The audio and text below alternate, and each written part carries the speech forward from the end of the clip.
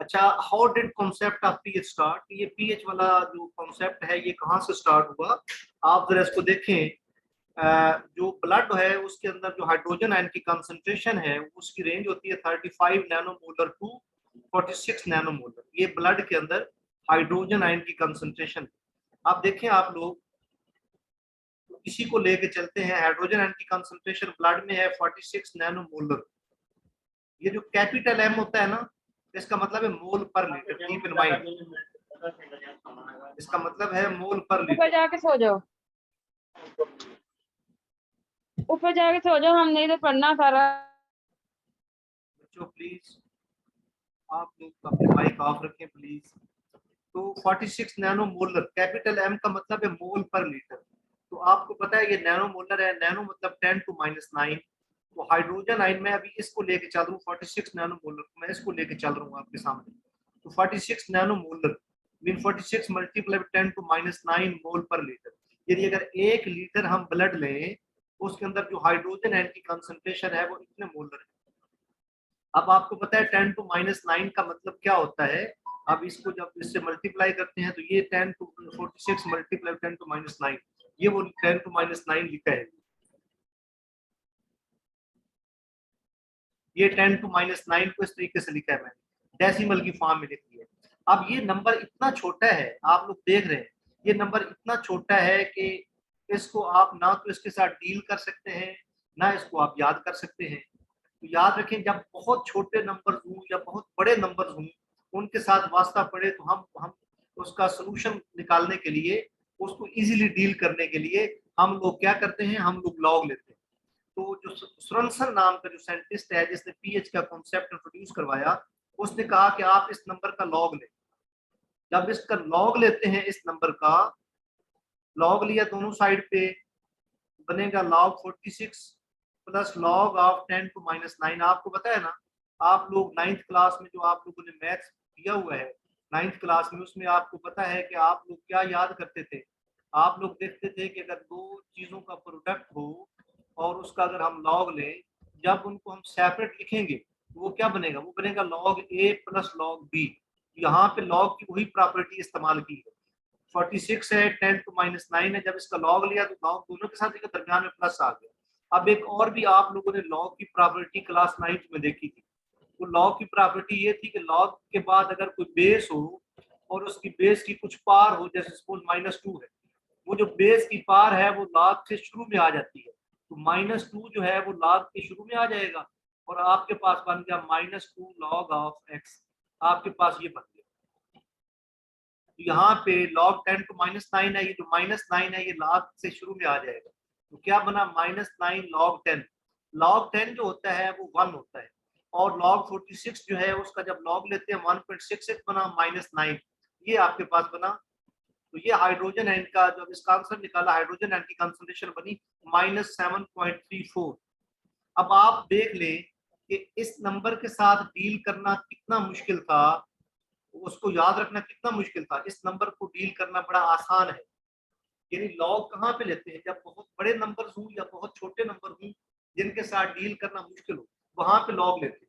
तो इस नंबर का जब हमने लॉग लिया तो अब ये एक ऐसा डिजिट हमारे पास आ गया है जिसको याद रखना हमारे लिए इजी है। लेकिन अगर ये माइनस की बजाय प्लस होता तो और इजी होता, माइनस की बजाय प्लस होता तो ये और आसान होता। तो इस वजह से सोरेनसन ने ये सजेस्ट किया कि चूंकि हाइड्रोजन आयन की कंसंट्रेशन बहुत कम होती है, अगर सिर्फ सिंपली उसका लॉग लें वो बहुत कम कंसंट्रेशन होती है, इसलिए माइनस ले। तो नेगेटिव लॉग इस वजह से दोनों साइड पे माइनस से मल्टीप्लाई किया, तो ये माइनस है, ये माइनस माइनस प्लस, तो पीएच आ गई 7.34। तो ये जो हमारे बॉडी के अंदर जो ब्लड है उसकी एक रेंज तो ये है कि उसकी पीएच 7.34 होती है। आपको पता है बॉडी के अंदर जो हमारे पास ब्लड है ये एक बफर की फॉर्म में होता है, उसकी ये पीएच है। तो सोरेनसन ने सजेस्ट किया कि चूंकि ये बहुत छोटा नंबर होता है, हाइड्रोजन आयन की कंसंट्रेशन कहीं भी आप लेते हैं वो नंबर बहुत छोटा होता है। तो अगर आप उसको इजीली अंडरस्टैंडेबल फॉर्म में करना चाहते हैं तो आप उसका लॉग लें, बल्कि माइनस लॉग लें, ताकि आपके माइनस के हिस्से से आप लोग बचें। तो हमने जिस तरह ये निकाला है इसी तरह हम लोग 35 नैनोमोलर जो है, तो इसका मतलब ये है कि जब भी पीएच लेनी हो तो उसकी negative log of hydrogen ion, log लेने का भी मकसद था कि बहुत छोटा नंबर है उसको इजीली अंडरस्टैंडेबल नंबर में चेंज करें, और फिर माइनस लेने का भी मकसद था क्योंकि जब भी बहुत कम नंबर का आप लॉग लेते हैं आंसर माइनस में आता है, तो उसको प्लस में कन्वर्ट करने के लिए नेगेटिव लॉग लेते हैं। तो इसका मतलब है ये लॉग हमारे पास ये आते हैं। अब हमारे पास जो दूसरा है, ये दूसरा 35 नैनोमोलर, तो बिल्कुल यही कैलकुलेशन जो यहाँ पे की है 35 नैनोमोलर पे यही कैलकुलेशन आप लोग करें, ये सारी वही कैलकुलेशन है। इस नंबर का जब आप लेते हैं तो log 35 इंटू log 10 to 9, 35 दरमियान में प्लस आ गया, 35 का log 1.54 है, ये -9 शुरू में आ गया, -9 log 10 1 होता है, log 35 1.54, ये माइनस, ये टोटल आ गया -7.46। जब इस बहुत छोटे नंबर का हम लोगों ने लॉग लिया तो हमारे पास आंसर जो है वो माइनस में आया।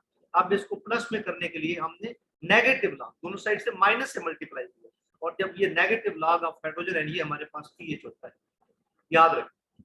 और यहीं से एक चीज ध्यान में रखें कि जो हमने नेगेटिव लॉग लिया है, यहीं से एक बात आप लोग ये ध्यान में रखें, वो ये कि आपको पता है कि हमारे पास पीएच जो है वो 1 to 7 और 7 to 14 होती है, ये हमारे पास पीएच होती है। और आप 1 से लेके 7 तक एसिडिक होते हैं, 7 से 14 तक सॉल्यूशन की पीएच हो वो हमारे पास बेसिक सॉल्यूशन होता है, ये 7 न्यूट्रल है। और याद रखें हमारे पास पीएच जितनी कम होगी हमारे पास एसिड इतना स्ट्रॉन्ग होगा, पीएच जितनी कम होगी। सो सपोज हमारे पास एक एसिड की पीएच 1 है, एक एसिड की पीएच 2 है, कौन सा एसिड स्ट्रॉन्ग है? जिसकी पीएच 1 है वो स्ट्रॉन्ग एसिड है 2 वाले केस पर। याद रखें जो लॉगरिथमिक स्केल हो, कोई भी लॉगरिथमिक स्केल हो, उसमें एक डिजिट के फर्क का मतलब होता है 10 टाइम्स। एक बात तो ये ध्यान में रखें कि 1, और अगर पूछा जाए 1 वाला एसिड ज्यादा स्ट्रॉन्ग है या 2 वाला, तो आप कहेंगे 1 वाला एसिड ज्यादा स्ट्रॉन्ग है, 1 वाला एसिड ज्यादा स्ट्रॉन्ग है। कितना स्ट्रॉन्ग है 2 वाले केस पर? 10 टाइम्स। एक डिजिट के फर्क का मतलब है 10 टाइम्स। अब अगर हमारे पास एक एसिड है उसकी पीएच 1 है, एक एसिड की पीएच 3 है, कौन सा स्ट्रॉन्ग एसिड है? 1 वाला स्ट्रॉन्ग, 3 वाले कितना स्ट्रॉन्ग है? 10 मल्टीप्लाइड बाय 10, 2 इंचों का फर्क है, 2 दफा 10 को मल्टीप्लाई, तो 100 टाइम्स स्ट्रॉन्गर है। जिसकी पीएच 1 है वो 100 टाइम्स स्ट्रॉन्गर है 3 वाले के पर। यहाँ पे यानी पीएच जितनी कम होगी वो एसिड इतना स्ट्रॉन्ग होगा, क्योंकि नेगेटिव लॉग, अगर नेगेटिव ना होता तो फिर हम कहते हैं कि 3 वाला स्ट्रॉन्ग है 1 वाला, इसमें नेगेटिव। तो अब जब भी लॉगरिथमिक स्केल हो तो हम लोग ये कहते हैं कि लॉगरिथमिक स्केल जो है उसमें 1 डिजिट के फर्क का मतलब होता है 10 टाइम्स। कोई और भी लॉगरिथमिक स्केल होगी दुनिया में जी, जो रिक्टर स्केल है जिसके ऊपर आप लोग अर्थक्वेक की मेजरमेंट करते हैं, वो भी आपके पास एक लॉगरिथमिक स्केल है, जिससे जिलजिले की पैमाइश करते हैं, वो भी एक लॉगरिथमिक स्केल है। आप जरा इमेजिन करें, एक जगह पे 6 शिद्दत का जिलजिला आया है, एक जगह पे 7 शिद्दत का जिलजिला आया है। अगर पूछा जाए कौन सा स्ट्रॉन्ग है तो 7 वाला स्ट्रॉन्ग है। यहाँ तो हम कम वाले को स्ट्रॉन्ग बोलते थे क्योंकि नेगेटिव लॉग था। जो रिक्टर स्केल है इसमें पॉजिटिव लॉग होता है, इस वजह से हम कहते हैं 7 वाला स्ट्रॉन्ग है 6 वाले के निस्बत। अगर कहीं पे 7 शिद्दत का जिलजिला आया है वो 6 वाले से स्ट्रॉन्ग है। कितना स्ट्रॉन्ग है? 10 टाइम्स, यानी वो 10 टाइम्स ज्यादा डिस्ट्रक्शन पैदा करेगा, 10 टाइम्स। और अगर एक जगह पे आपके पास 5 शिद्दत का जिलजिला आया है और एक जगह पे 7 शिद्दत का जिलजिला है, तो 7 वाला 5 वाले के निस्बत 2 इंचों का फर्क है ना, 100 टाइम ज्यादा स्ट्रॉन्ग। जैसे पीएच हमारे पास एक लॉगरिथमिक स्केल है, इसी तरह ये रिक्टर स्केल जो है जिसके हम जिलजिले की मैच करते हैं, ये भी एक लॉगरिथमिक स्केल है। तो अब आपको समझ आ गई होगी कि हम लोग नेगेटिव लॉग असल में लेते क्यों। नेगेटिव लॉग लेने की वजह जो है हमारे पास वो ये है कि हाइड्रोजन आयन की कंसंट्रेशन कहीं भी मौजूद हाइड्रोजन है उसकी कंसंट्रेशन बहुत कम होती है, और अगर उसका इतनी कम होती है कि उन नंबर्स के साथ डील करना मुश्किल होता है। अब अगर उन बहुत छोटे नंबर्स का अगर हम लोग बहुत छोटे नंबर्स का अगर लॉग लेते तो उसका आंसर माइनस में आता, हिंसा हमारे पास अंडरस्टैंडेबल होता लेकिन माइनस में आता, तो हम उसको प्लस में चेंज करते हैं, नेगेटिव लॉग ले। तो ये वजह है कि हम लोग negative log of hydrogen ion को हम लोग पीएच बोलते हैं। अच्छा मुझे रिमाइंड करवाएं, शायद मैं भूल ना जाऊं आगे जाके। ये जैसे मैंने कहा है कि पीएच हमारी 1 to 14 होती है, तो क्या 1 से कम भी पीएच हो सकती है, माइनस में हो सकती है? ये आगे जाके मैं आपको इसका आंसर करता हूँ। आप देखें जरा, Richter scale is also logarithmic but with positive sign, ये भी मैं आपको बता चुका हूँ। असल में जो नेगेटिव जो पीएच है, कुछ लोग कहते हैं पावर ऑफ हाइड्रोजन है, कुछ लोग कहते हैं पोटेंशियल ऑफ हाइड्रोजन है। मैंने आपको बताया था कि जो पीएच है ये है पॉइजन्स डिहाइड्रोजन। डॉक्टर इमरान साहब फ्रेंच और जर्मन लैंग्वेज अच्छे से जानते हैं। जो पॉइजन्स है ये होता है नेगेटिव लॉग, ये ग्रीक वर्ड, और टीई mean of, negative log of hydrogen. टीई ये फ्रेंच वर्ड है गालिबन या जर्मन है, इसका मतलब होता है ऑफ, बन गया नेगेटिव लॉग ऑफ हाइड्रोजन। लेकिन अगर समझाने के लिए पावर ऑफ हाइड्रोजन या पोटेंशियल ऑफ हाइड्रोजन भी लिख दिया जाए तो कुछ गलत नहीं है इसमें भी। अगर समझाने के लिए ऐसा भी लिख दिया जाए तो इसमें कोई मिस्टेक नहीं, कोई गलती नहीं। पोटेंशियल ऑफ हाइड्रोजन या पावर ऑफ हाइड्रोजन, तो ये हमारे पास नेगेटिव लॉग ऑफ हाइड्रोजन आ गया। उसके बाद ये लिखा है नेगेटिव लॉग ऑफ हाइड्रोजन। अब नेक्स्ट पेज पे हम लोग देखते हैं। अब ये जो नेक्स्ट पेज पे क्वेश्चन है, आई बिलीव कि इन क्वेश्चन में से एग्जाम में लाजमी कोई ना कोई आपके पास क्वेश्चन आएगा। देखते हैं। तो पीएच हमारे पास क्या होती है, negative log of hydrogen and pOH, इसका मतलब तो पी कहीं भी आ जाए उसका मतलब negative log. P K a mean negative log of K, p K b mean negative log of K b, तो पी की मीन मतलब है नेगेटिव लॉग। अब हमारे पास पीएच ये है, पीओएच ये है, तो पीएच प्लस पीओएच हमारे पास 14 होता है एट 25 डिग्री सेंटीग्रेड। और अगर टेम्परेचर ज्यादा हो तो पीएच प्लस पीओएच का जो आंसर है वो लेस देन 14 होता है। उसकी वजह मैं आप लोगों को कल बता चुका हूँ, क्योंकि जब टेम्परेचर ज्यादा करते हैं तो वाटर की डिसोसिएशन हमारे पास ज्यादा होती है। जब हमारे पास वाटर की डिसोसिएशन ज्यादा होगी तो हमारे पास जो हाइड्रोजन आयन है उनकी कंसंट्रेशन ज्यादा होगी। और आपको पता है ना, हाइड्रोजन आयन की कंसंट्रेशन जो है it is inversely proportional to pH. Hydrogen ion की कंसंट्रेशन जितनी ज्यादा होगी हमारे पास पीएच इतनी कम होती है। याद रखें, हाइड्रोजन आयन की कंसंट्रेशन जितनी ज्यादा होगी हमारे पास पीएच इतनी कम होती है। जब आप लोग वाटर को ज्यादा टेम्परेचर पे हीट करते हैं तो इसकी जो डिसोसिएशन है वाटर की वो हमारे पास ज्यादा होती है। हाइड्रोजन आयन और हाइड्रोक्साइड आयन हमारे पास ज्यादा होती है। मैं आपको एग्जांपल देता हूँ। आप लोग याद रखें कि 100 डिग्री सेंटीग्रेड पे जो बॉइलिंग वाटर होता है, बॉइलिंग वाटर, उसकी पीएच आपको पता है, वैसे तो न्यूट्रल वाटर की पीएच 7 होती है, लेकिन वो पीएच 7 होती है 25 डिग्री सेंटीग्रेड पे। बॉइलिंग वाटर की जो पीएच है वो होती है 6.54, 6.54 इतनी ही पीएच होती है, और पीओएच भी इतनी होती है बॉइलिंग वाटर की। तो 6.54 तो आप ऐड करें, पीएच भी 6.54 है, पीओएच भी 6.54 है, ऐड करें तो ये बनेगा 13 पॉइंट समथिंग। तो इसका मतलब है कि जो ये पीएच है ये टोटली डिपेंडेंट है। बच्चे प्लीज म्यूट किया करें। तो इसका मतलब है कि पीएच और पीओएच का जो सम हमारे पास है वो लेस देन 14 होगा। मैंने आप लोगों को कल एक टेबल भी दिखाया था जिसमें हम लोगों ने मुख्तलिफ वैल्यूज देखी थी। कल हमारी इस पे बात हो चुकी है। जरा आगे चलते हैं हम लोग। PH of boiling water less than 7 है। देयर इज, अच्छा एक और बात याद रखें, जो वाटर है ये एक वीक इलेक्ट्रोलाइट है। अगर कोई स्ट्रॉन्ग इलेक्ट्रोलाइट हो तो उसके ऊपर टेम्परेचर का कोई इफेक्ट नहीं होता। ये ना हो कि आप फिर ये जो मैंने भी बात की है कि टेम्परेचर बढ़ाने से पीएच कम होती ज्यादा होती है, ये सिर्फ और सिर्फ वाटर के लिए है, या वीक इलेक्ट्रोलाइट जैसे एस्टिक एसिड उनके लिए। ये बात स्ट्रॉन्ग इलेक्ट्रोलाइट के लिए एप्लीकेबल नहीं है। आप देखें, सपोज आपके पास ये कहा जाता है कि pH of 10 to -3 molar H2SO4। अब ये क्वेश्चन है, आई बिलीव कि इनमें से कोई ना कोई लाजमी क्वेश्चन एग्जाम में आएगा, और यकीन की हद तक मैं कह रहा हूँ आप लोग ये देखेंगे आएगा। ये कि बॉइलिंग वाटर की ये जो H2SO4 10 to -3 मोलर है, इसकी हमारे पास पीएच क्या होगी। तो आपको पता है हम लोग क्या करते हैं, हम लोग सबसे पहले तो देखते हैं कि H2SO4 को जब वाटर में डिजॉल्व करते हैं सबसे पहले यही देखना है वो कितने हाइड्रोजन आयन प्रोवाइड करता है। 1 मोल water 2 mole hydrogen ion provide करता है। तो 10 to -3 mole sulphuric acid 1 mole sulphuric acid 2 mole hydrogen ion provide करता है। जब 100% डिसोसिएट 10 to -3 मोल कितना प्रोवाइड करेंगे, ज़ाहिर इससे 2 गुना ज्यादा। तो हाइड्रोजन आयन की कंसंट्रेशन इस टाइम जो हमारे पास आई है, हाइड्रोजन आयन की कंसंट्रेशन हमारे पास ये आई है। अब हाइड्रोजन आयन की ये जो कंसंट्रेशन आई है, इसको हम कहते हैं, इसका हम कैलकुलेशन करते हैं। तो ये देखें जी, हम क्या करते हैं, पीएच क्या होती है, negative log of hydrogen ion, इस नंबर का नेगेटिव लॉग है, तो नेगेटिव लॉग ऑफ 2। आप देखें ना, मैंने ब्रैकेट बाहर लगा दिया, लॉग को जब मल्टीप्लाई करूंगा अंदर दरमियान में प्लस आ गया। अब फिर माइनस को अंदर लेके जा रहा हूँ, minus log 2 plus minus minus log 10 to -3।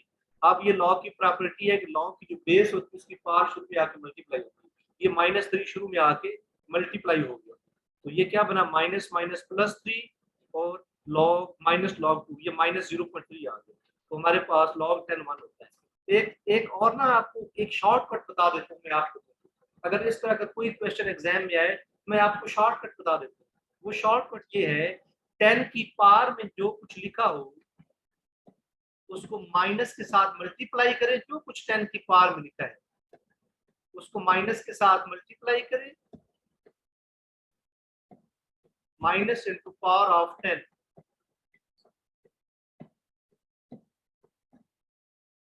Minus उसके बाद हम लोग करते हैं जो भी नंबर साथ हो उसका लॉग ऑफ दैट नंबर, जो यहाँ कोएफिशिएंट है 10 to -3 का कोएफिशिएंट 2 है, तो यहाँ भी ये कर दो। तो जैसे अब यहाँ पे क्या था, अब आपको ज्यादा वर्किंग करने की जरूरत नहीं है, 10 रेज़ टू पावर माइनस कुछ भी हो आप करेंगे, जैसे यहाँ पे था minus into -3 minus log of 2, तो ये जैसे लॉग ऑफ 2 यहाँ पे minus minus +3 minus log of 2, log of 2.3 होता है। तो ये देखें, तो ये तरीका है, तो आपको अब करने की जरूरत नहीं है, जो भी 10 की पावर हो उसको माइनस से मल्टीप्लाई करके उसमें से माइनस कर दें उसके कोएफिशिएंट का लॉग। अगर कोएफिशिएंट ना हो तो कोएफिशिएंट 1 होता है, log 1 0 होता है, इसका मतलब 0 माइनस करेंगे, तो ये आपके पास है।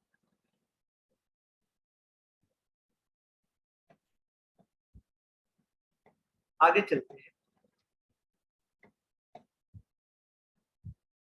ये देखते हैं आप लोग। अच्छा, अब ये है कि हाइड्रोजन आयन की कंसंट्रेशन अगर 10 to -6 हो और हाइड्रोक्साइड आयन की कंसंट्रेशन 10 to -6 हो, तो pH प्लस POH हमारे पास क्या आएगा, देखिए ना, यहाँ पे जब नेगेटिव लॉग लेंगे 10 to -6 का, यानी इसकी pH लेंगे, pH बनेगी 6, और इसकी जो ये है इसकी POH भी 6 बनेगी, 6 + 6 हमारे पास 12 आ गया, 6 + 6 हमारे पास 12 आ गया।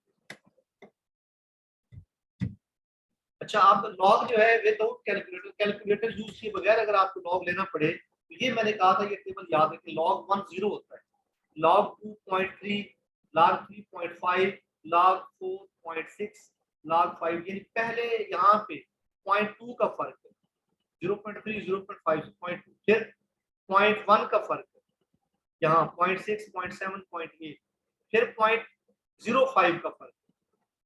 तो जब भी ये क्वेश्चन है आपको फिंगर टिप्स पे ये चीज याद होनी चाहिए, खत्म मुश्किल, log 2.3 log 3.5 log 4.6 log 5.7 log 6.8 और उसके बाद 0.85, ये फिंगर टिप्स पे, इसको एक नजर देखें और फिर आगे जो क्वेश्चन आए उन पे ये चीज लगाएं, आप एक नजर इसको देख के अगले क्वेश्चन पे इसको अप्लाई करें, अगले क्वेश्चन जो आ रहे हैं उन पे अप्लाई करते हैं। अच्छा, एक और बात याद रखें, remember concentration units in pH formula is molarity. अब याद रखिए कंसंट्रेशन के तो बड़े बड़े यूनिट है, कंसंट्रेशन का यूनिट जो है कभी वो आपके पास होता है मोल फ्रैक्शन, कभी मोलैरिटी, कभी मोलैरिटी। याद रखें यहाँ पे इस फार्मूले में जो कंसंट्रेशन का यूनिट यूज होता है वो आपके पास मोलैरिटी है, मोलैरिटी मोलैरिटी वो कंसंट्रेशन का यूनिट आपके पास यूज होता है।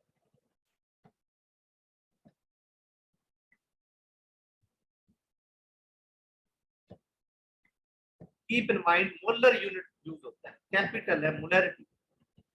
यहाँ पे अब इसका 1 molar sulphuric acid which is 50% dissociated, हालांकि जितने भी ये एसिड है ये स्ट्रॉन्ग इलेक्ट्रोलाइट है, 100% डिसोसिएट होता है, लेकिन ऐसा क्वेश्चन एग्जाम में आ सकता है। आप देखें जी, इसकी आप लोगों के पास पीएच क्या होगी, ये इसका सोल्यूशन है। H2SO4 का 1 मोल को 2 मोल हाइड्रोजन प्रोवाइड करता है अगर वो 100% डिसोसिएट हो। अगर 50% डिसोसिएट हो, 1 मोल हाइड्रोजन आयन प्रोवाइड करता है। वो हाइड्रोजन आयन की कंसंट्रेशन जहाँ पे होगी 1 मोल, जब इसका नेगेटिव लॉग लेंगे आंसर 0 आएगा। ये इसी तरह के क्वेश्चन, जो क्वेश्चन इस पेज पे आएंगे यही एग्जाम में आएंगे, इससे और बढ़ के नहीं आएंगे कि और मुश्किल आ जाए, ये क्वेश्चन है। तो देख रहे हैं आप लोग ये कैसे हमने सॉल्व किया। तो यहाँ पे ऑप्शन ए हमारे पास करेक्ट है। उसके बाद 10⁻³ मोल अगर 50% डिसोसिएट हो, पीछे हमने सिर्फ 10⁻³ देखा है, जब ये साथ ना लिखा हो कि वो कितने परसेंट डिसोसिएटेड है तो ये अंडरस्टूड होगा कि वो हमारे पास 100% डिसोसिएटेड है। अब इनका 50%, ये देखें solution, 1 mole sulphuric acid 2 mole hydrogen provide करता है अगर 100% डिसोसिएट, लेकिन अगर 50% डिसोसिएट 1 मोल प्रोवाइड करेगा, और 10⁻³ मोल है ना, तो 10⁻³ मोल प्रोवाइड करेगा। अब 10⁻³ मोल की आप अच्छे से जानते हैं, 10 की जो पार है ना -3 उसको उठा दो +3, वो आपके पास पीएच आ गई। साथ मैंने इसकी कैलकुलेशन भी लिखी, 10 की पार में कुछ भी हो उसको आप माइनस के साथ मल्टीप्लाई करें। फिर क्वेश्चन है पीएच ऑफ 4 × 10⁻²। अच्छा ये तो मैं हमें यहाँ पे आजमा लेना चाहिए। अब देखिए ना 10⁻² है, तो -2 को माइनस से मल्टीप्लाई करें, 2 आ गया, उसमें से नेगेटिव लॉग ऑफ 4 जो इसका कोएफिशिएंट है, और 4 का नेगेटिव लॉग अभी तो हम देख रहे थे, 2 का लॉग क्या होता है हमारे पास 0.3, 3 का लॉग क्या होता है 0.5, 4 का लॉग होता है 0.6, तो 2 - 0.6 हमारे पास आ गया 1.4। ये ट्रिक हम लोग लगाएंगे, देखिए जी आप लोग क्या ट्रिक हमने लगाई है, मैं आपको ट्रिक बता दी है क्या ट्रिक हमने लगाई है, वो ट्रिक यूज करेंगे आप। ये देखिए मैंने कैलकुलेशन भी कर दी है, 1 mole nitric acid 1 mole hydrogen ion provide करता है। कितने मोल कितने प्रोवाइड करेंगे, ज़ाहिर है इतने प्रोवाइड करेंगे, इस नंबर का नेगेटिव लॉग ले, वही आंसर आया जो मैंने बताया। इतनी लंबी चौड़ी कैलकुलेशन से बचने के लिए मैं कह रहा हूँ 10⁻² वो जो माइनस है उसको प्लस कर दें और उसमें से माइनस कर दें कोएफिशिएंट का लॉग। अगर वहां कोई कोएफिशिएंट ना हो, जैसे कि यहाँ पे 10⁻² का कोएफिशिएंट 4 है, अगर कोई कोएफिशिएंट हो तो 1 होता है, log 1 हमारे पास 0 होता है।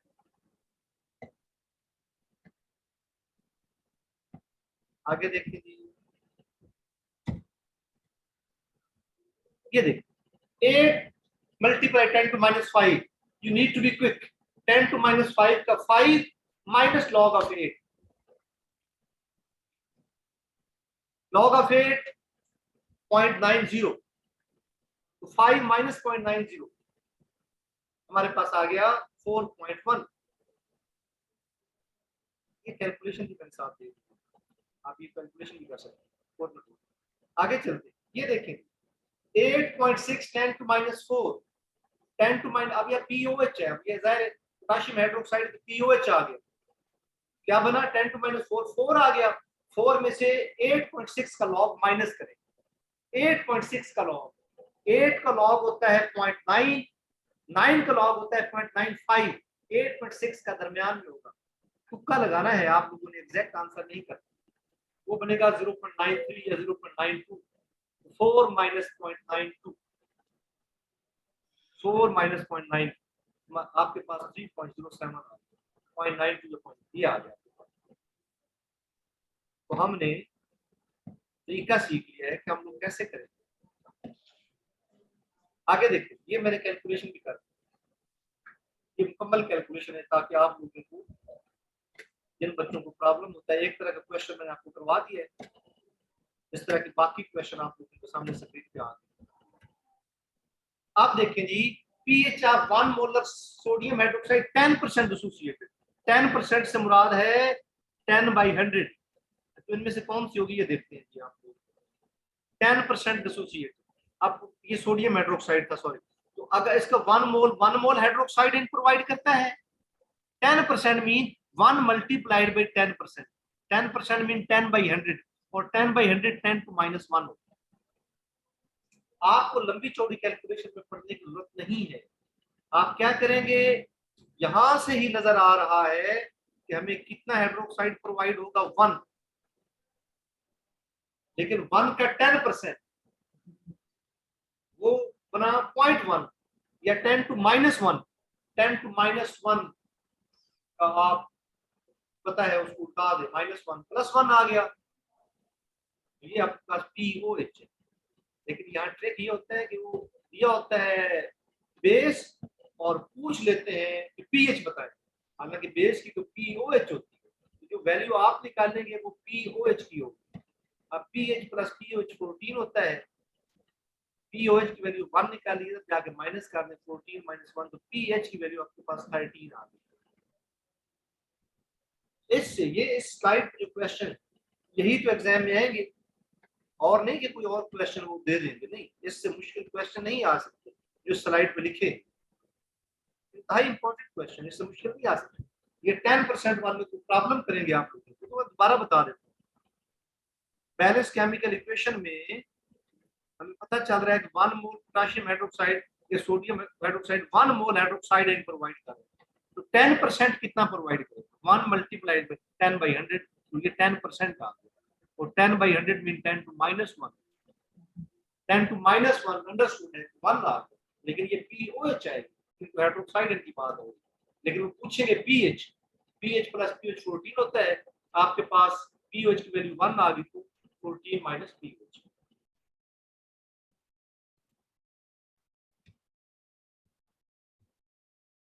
ये देखिए पीएच आप 1 मोलर H2X कोई भी साल्ट 50% एसोसिएट, यहाँ पे आपको आसानी से पता चल जाएगा कि ये इसका 1 मोल 2 हाइड्रोजन आयन प्रोवाइड करता है, ठीक है, H2 2 हाइड्रोजन आयन। लेकिन अगर 100% एसोसिएट 50% एसोसिएट हो, तो इसका मतलब है कि 1 मोल 1 हाइड्रोजन आयन प्रोवाइड करेगा, और log 1 हमारे पास 0 होता है, तो इसकी पीएच 0, इसकी पीएच आपके पास 0, इसकी पीएच 0।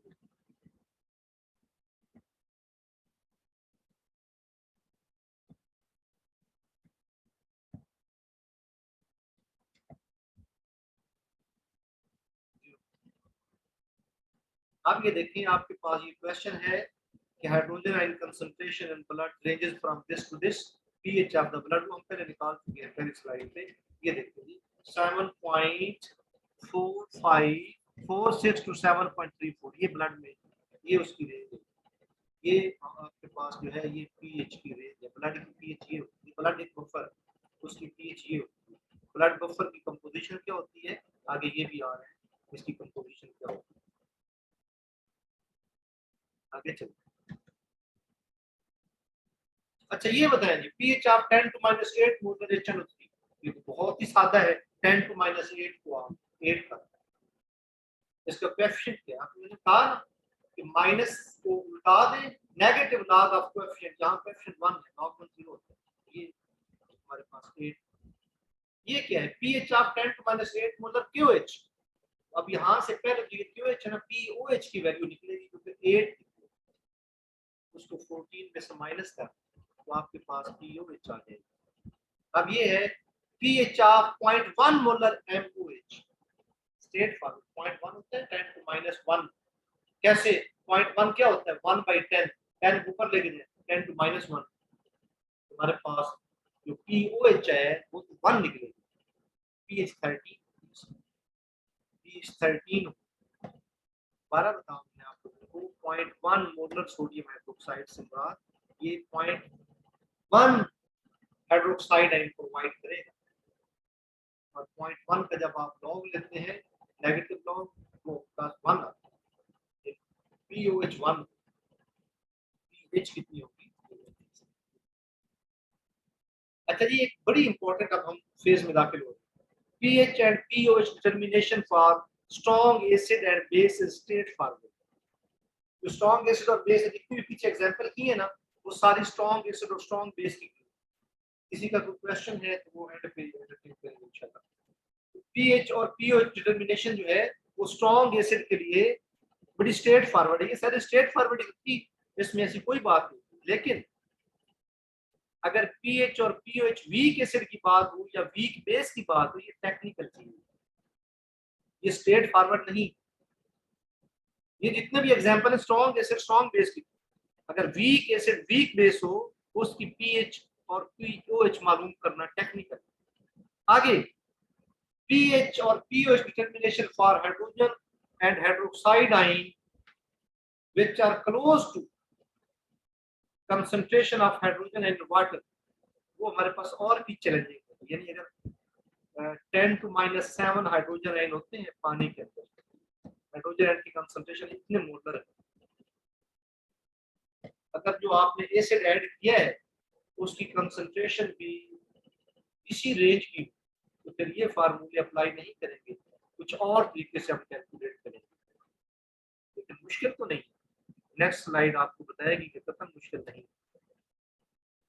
नेक्स्ट स्लाइड पे सारा कॉन्सेप्ट आप लोगों को क्लियर हो जाएगा कि हर तरह की पीएच हम लोग कैसे फाइंड करते हैं। देखें जी, आप ये देखिए, अभी ये एग्जांपल है ना, वही एग्जांपल जो पी थी, pH of 1 molar H2SO4 which is 50% associate. इसमें क्या होता है, एक मोल तो 2 हाइड्रोजन आयन प्रोवाइड करता है, लेकिन ये 50% एसोसिएट है, तो 1 मोल हाइड्रोजन आयन प्रोवाइड करेगा और log 1 0 होता है। ये इसकी कैलकुलेशन भी की है।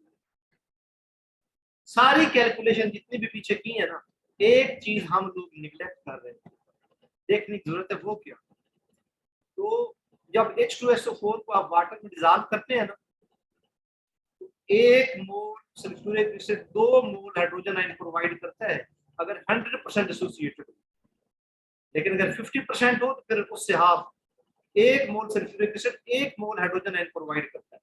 लेकिन याद रखें, ये 1 mole sulphuric acid 1 mole hydrogen ion provide कर रहा है पानी के अंदर।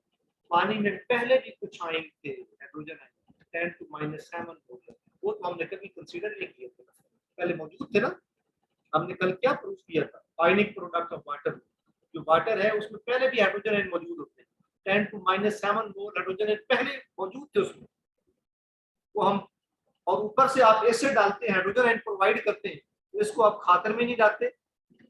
खातर में ना लाने की बजाय 10⁻⁷ को जब डेसिमल पॉइंट में कन्वर्ट करते हैं तो ये इतना छोटा नंबर बनता है, तो 1 के मुकाबले में इसको इग्नोर करते हैं।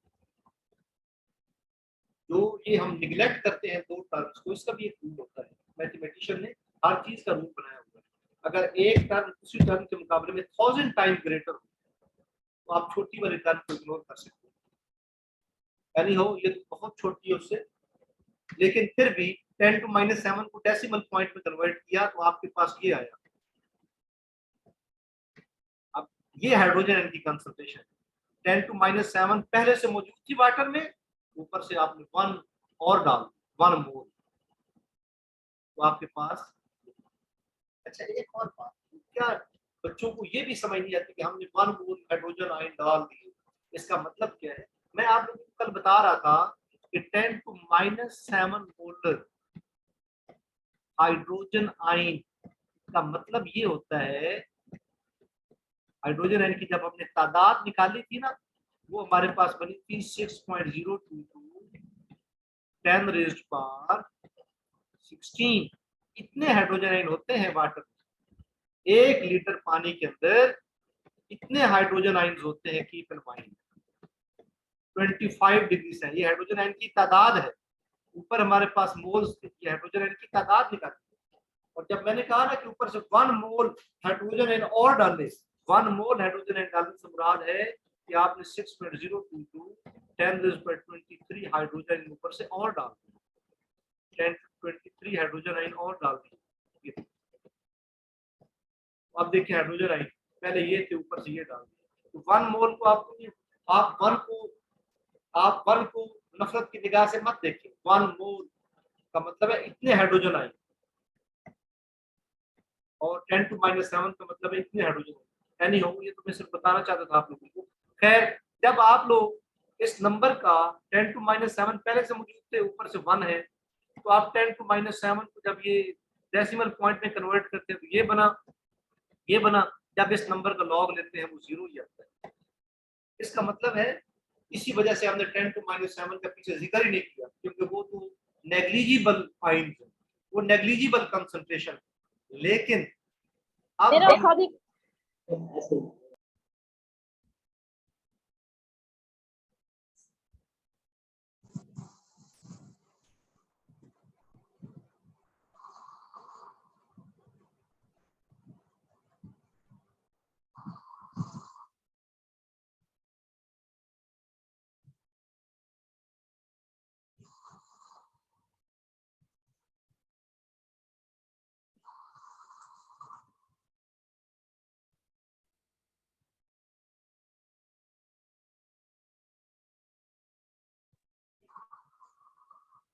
डॉक्टर साहब मेरे पास बैठे हैं, उन्होंने मुझे कहा है कि एक बच्चे, क्योंकि मैंने कहा कि मैं क्वेश्चन एंटरटेन नहीं करूंगा, डॉक्टर साहब देख रहे हैं। अच्छा, वो क्वेश्चन ये किया है किसी ने कि हमें कैसे पता चलेगा कि ये हमने करना है या नहीं। वही तो मैं बता रहा हूँ कि कब आपने 10⁻7 को ऐड करना है, कब आपने नहीं करना, वो अभी तो उस बात का मैं आप लोगों को बताने लगा हूँ। आप लोग देखिए कि हम कब ऐड करेंगे कब नहीं। करूँ मैं, यही तो एक इम्पोर्टेंट चीज है, कब हम ऐड करेंगे कब नहीं करेंगे। अच्छा क्वेश्चन पूछा है किसी बच्चे ने, देखें जी। अच्छा ये देखें जी, यहाँ नीचे भी मैंने कुछ लिखा है। In case of strong acid 10⁻7 is ignored or neglected and only concentration of acid is taken। जो एसिड की कंसंट्रेशन सिर्फ वो लेते हैं। एक बात तो ये आ गई। उसके बाद देखेंगे, लेकिन अगर हाइड्रोजन एंड की कंसंट्रेशन 10⁻7 के क्लोज हो, वाटर में 10⁻7 तो पहले आते हैं, अगर हाइड्रोजन एंड की कंसंट्रेशन 10⁻7 के क्लोज हो तो फिर क्या होता है, ये देखेंगे। फर्ज किया आपने ऊपर से कोई ऐसा एसिड ऐड किया जिसमें हाइड्रोजन एंड की कंसंट्रेशन 10⁻8 है, और आपने वही काम किया जो आप पीछे करते आ रहे हैं। वही काम करने से क्या मुराद है, आपने पीएच जो है वो उसकी निकाली तो पीएच 8 बनी। अब ऐसा कैसे हो सकता है कि आपने कोई एसिड ऐड किया है, आपने कोई एसिड ऐड किया है। How come N acid has pH greater than 7। Acid की पीएच हमेशा 7 से कम होती है, आपके पास यहाँ पे आंसर 8 आ रहा है, क्योंकि एसिड की पीएच हमेशा 7 से कम होती है। जब आप ये वाला एसिड, जब आप इतनी कंसंट्रेशन ऐड कर रहे हो वाटर के अंदर जिसकी वैल्यू जो है वो कंपेरेबल हो जो पहले से हाइड्रोजन एन मौजूद है, फिर वो वाला तरीका इस्तेमाल नहीं करेंगे जो पहले आप लोग कर रहे हैं। कौन सा तरीका इस्तेमाल करेंगे, ये देखेंगे आप। तो इसका मतलब है कोई प्रॉब्लम है। अगर आप देखें ना, ये आप लोग देखें कि आपकी पीच जो है वो 8 आ गई है। 8 तो बेस की होती है, आप क्लेम कर रहे हैं कि आपने एसिड ऐड किया है,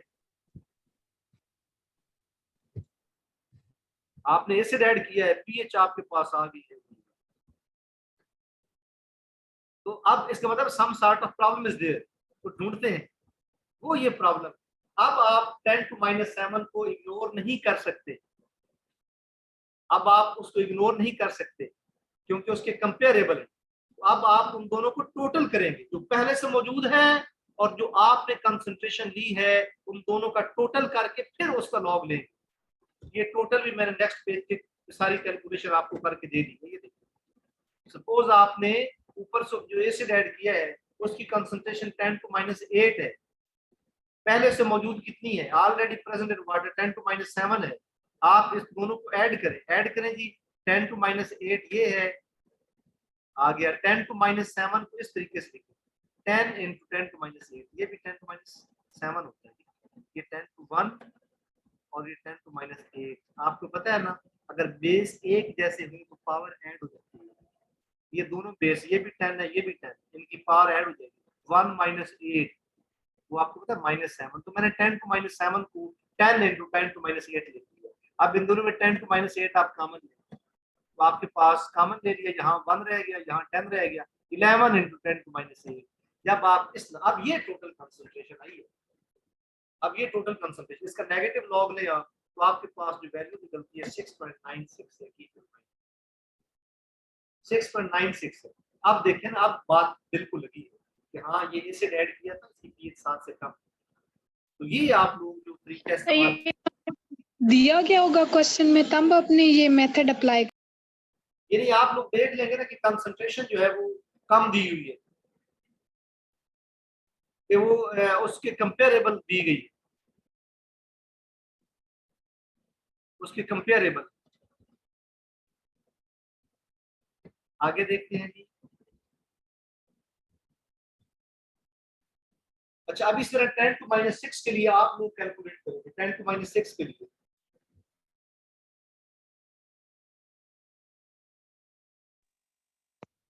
सी आएगी ना सर, क्योंकि ये तो नहीं है, ये तो एसिडिक ही है, तो 6 आ जाए।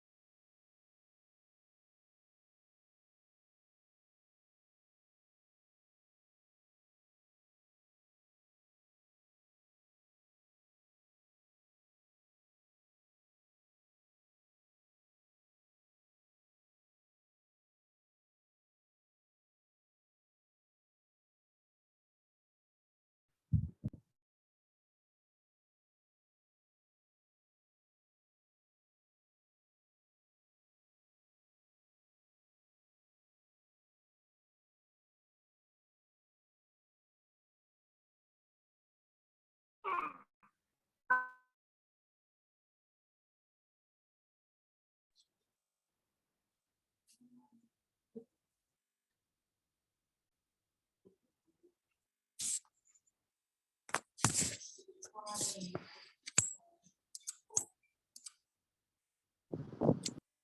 बच्चों, मैं काफी देर से बोल रहा हूँ, डॉक्टर साहब मुझे ध्यान दे रहे हैं कि माइक वहाँ पे बच्चों नहीं दिखता। हाँ, मैं बोल रहा था। अच्छा, एनी हाउ, मैं ये कह रहा हूँ कि ये आपके पास जो है इतना टेक्निकल क्वेश्चन एग्जाम में मुश्किल से आ सकता है, लेकिन आप लोग याद रख लें 10⁻⁸ मोलर के बारे में पूछे तो आप कहेंगे 6.96।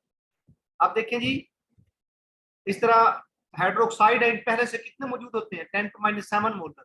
अगर आप 1 मोलर ऊपर से और ऐड कर देते हैं 1 मोलर, तो आपके पास टोटल ये आ गया। इस नंबर का लें तो पीएच आपके पास, पीओएच आपके पास, ये पीओएच होना था वो 0 आती है, पीओएच आपके पास 0 आती है, पीओएच तो 0 आती है, पीएच 14 आती है। मैं यहाँ जरा टाइप करके मिस्टेक कर दी, ये पीओएच 0 आई है। तो जब भी स्ट्रॉन्ग बेस हो तो उसको निगलेक्ट करेंगे, और यही कैलकुलेशन। अब यहाँ देखें, यहाँ बड़ी इंपॉर्टेंट बात है।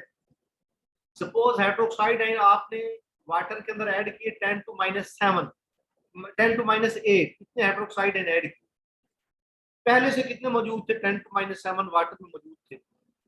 अब इस 10⁻8 का अगर आप पिछला सारा तरीका लगा के इसकी पीएच निकालो तो पीएच क्या बनेगी, 8।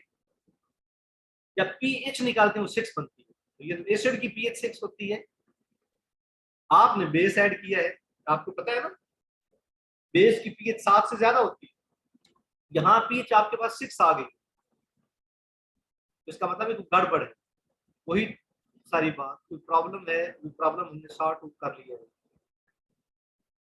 ये वो कैलकुलेशन है उसकी, इस कैलकुलेशन को, वही कैलकुलेशन है सारी। पीएच हमारे पास, पीओएच हमारे पास जो है ना वो आती है 6.96। जब इसको आप पीएच में चेंज करते हैं 7.04, ग्रेटर देन 7 है तो इसका मतलब बेस है। बच्चों में दोबारा बता दूं, सारी वही कैलकुलेशन, मैं इस पे ज्यादा टाइम नहीं लगाना, ये सारी वही कैलकुलेशन है जो पहले से हमने की है। सारी कैलकुलेशन वही है, स्क्रीनशॉट ले लें और इसको आप। सर आप इसको प्लीज एक दफा सम अप कर दें। मैं कर देता हूँ सम अप।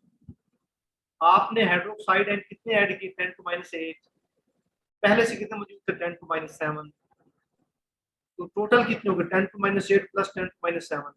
10⁻7 जो है उसको आप कैसे लिखते हैं, 10 × 10⁻8। अब यहाँ से 10⁻8 कॉमन आ गया, बाकी रह गया 1 + 10, 11 × 10⁻8। अब ये है जी टोटल हाइड्रोक्साइड आयन जो सोल्यूशन में मौजूद है। अब इनका ले नेगेटिव लॉग, नेगेटिव लॉग लेने से तो क्या बना, log 11 × 10⁻8, वही सारा प्रोसीजर जो पहले किया है। नेगेटिव लॉग ऑफ 11 -1.04 होता है, जो दूसरा हिस्सा है इसका आंसर 8 बनता है। 8 - 1.04, ये बना 6.96। ये आपके पास पीओएच है, लेकिन आपने पीएच निकालनी है। पीएच प्लस पीओएच का सम जो है वो आपके पास 14 होता है, वो 14 होता है। जब आप पीओएच 6.96 निकाल लिया तो ये 7.04। अब देखिए ना, जब पीएच 7 से ज्यादा हो तो आपको पता है वो बेसिक सोल्यूशन होता है। पहले जो तरीका आप लगा रहे थे ना, उसके मुताबिक जब हमने निकाली है ना तो वो हमारे पास 6 बनी थी पीएच, वहां से पीएच हमारे पास 6 बनी थी। तो हम सोच रहे थे कि बेस की पीएच 7 से कम नहीं हो सकती, ये क्या हो गया, कैलकुलेशन में गड़बड़ी होगी, बता दिया। तो ये 10⁻8 वाला हमें कैसे पता लगेगा जी, आपने तो 10 तक बताया, log of 11। ये मैं यही कह रहा हूँ, इसमें ये टेक्निकल क्वेश्चन, इसमें सिर्फ ये है 10⁻8 के लिए आप याद रख लें, 10⁻8 के लिए याद रख लें। अगर 10⁻8 मोलर आपके पास एसिड होगा, उसकी पीएच 6.96 है। अगर 10⁻8 मोलर बेस होगा, उसकी पीएच जो है वो 7.04 है। इससे और मुश्किल क्वेश्चन आ नहीं सकता है, मैं आपको ये बता रहा हूँ। आपको मैंने सारा कॉन्सेप्ट इसके पीछे जो है वो समझा दिया, इससे मुश्किल आ नहीं सकता है क्वेश्चन। उस है तो सही। जी जी प्लीज। सर ये बता दें हमें ये ऐड कब करने हैं। सर ये बता दें हाँ, हमें हाँ। 10⁻7 ऐड कब करना और ऐड कम, सर उसे आप- समराइज कर दें बस। जी मैं वही बताता हूँ, आप कुछ एसिड याद रख लें, H2SO4, HCl, HNO3, इनके केस में आप ऐड नहीं करेंगे। कोई वीक एसिड आ जाए तो उसके केस में, या फिर अगर कंसंट्रेशन बहुत कम दी गई तो उसके केस में ऐड करेंगे। कहा तो है 10⁻8, अगर इस तरह की एग्जांपल है तो उस केस में आप ऐड करेंगे। 10⁻8 या 10⁻6 कहीं पे आ जाए ना तब ऐड करेंगे, वरना नहीं करेंगे। ये ये 10 to -7 के क्लोज अगर कंसंट्रेशन तब ऐड करेंगे। सर इन सिंपल जो है ना स्ट्रॉन्ग के लिए ऐड नहीं करेंगे, वीक के लिए ऐड करना है। नहीं, वीक के लिए भी मतलब मैं बता रहा हूँ अगर 10 to -8 है या 10 to -6 है तब ऐड करें, वरना ठीक है सर। अच्छा, आप देख चुके हैं कि हम लोग स्ट्रॉन्ग एसिड के लिए कैसे फाइंड करते हैं, तो उसके बारे में डिस्कशन हमारी हो चुकी है। अब जरा आगे चलते हैं, एक और इम्पोर्टेंट चीज जो हम करने जा रहे हैं, तो 10 to -6 सर 10⁻⁻6 के केस में क्यों करेंगे, हालांकि वो तो एसिडिक साइड पे लाइन। नहीं, आप 10 to -7 के क्लोज है ना, ये 10 to -6 तो अगर फिर आप भी वो तो एसिडिक नहीं है। नहीं, एसिडिक का पता इससे थोड़ी चलता है 10 to -6 है, ये 10 to -8 है। एसिडिक का पता इससे, ये तो हाइड्रोजन है, ये हाइड्रोक्साइड की कंसंट्रेशन है।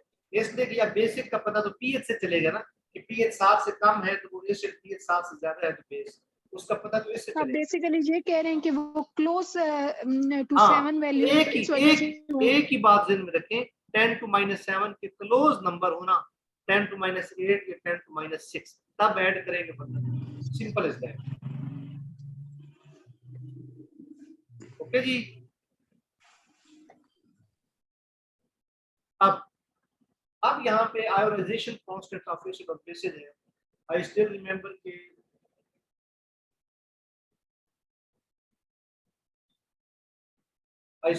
के ये मैंने जितने भी टेस्ट लिए हैं उनमें जरूर क्वेश्चन आता है। अब है आयोनाइजेशन कांस्टेंट ऑफ एसिड। आप ये देखेंगे आपके पास कोई एसिड है, इस एसिड को जब आप लोग वाटर में डिजॉल्व करते हैं तो एसिड ये वाटर में हाइड्रोजन आयन प्रोवाइड करता है, जिससे हमारे पास हाइड्रोनियम आयन बनता है, साथ हमारे पास ये बना है ये नेगेटिव। तो आप इसको, आपको पता है जब भी इक्विलिब्रियम एस्टैब्लिश हो, अब ये इक्विलिब्रियम एस्टैब्लिश हुआ हुआ आप देख रहे हैं, तो आप यहाँ इक्विलिब्रियम एस्टैब्लिश हो तो आप Kc की वैल्यू देते हैं, ये भी Kc की वैल्यू दी आपने, Kc की वैल्यू।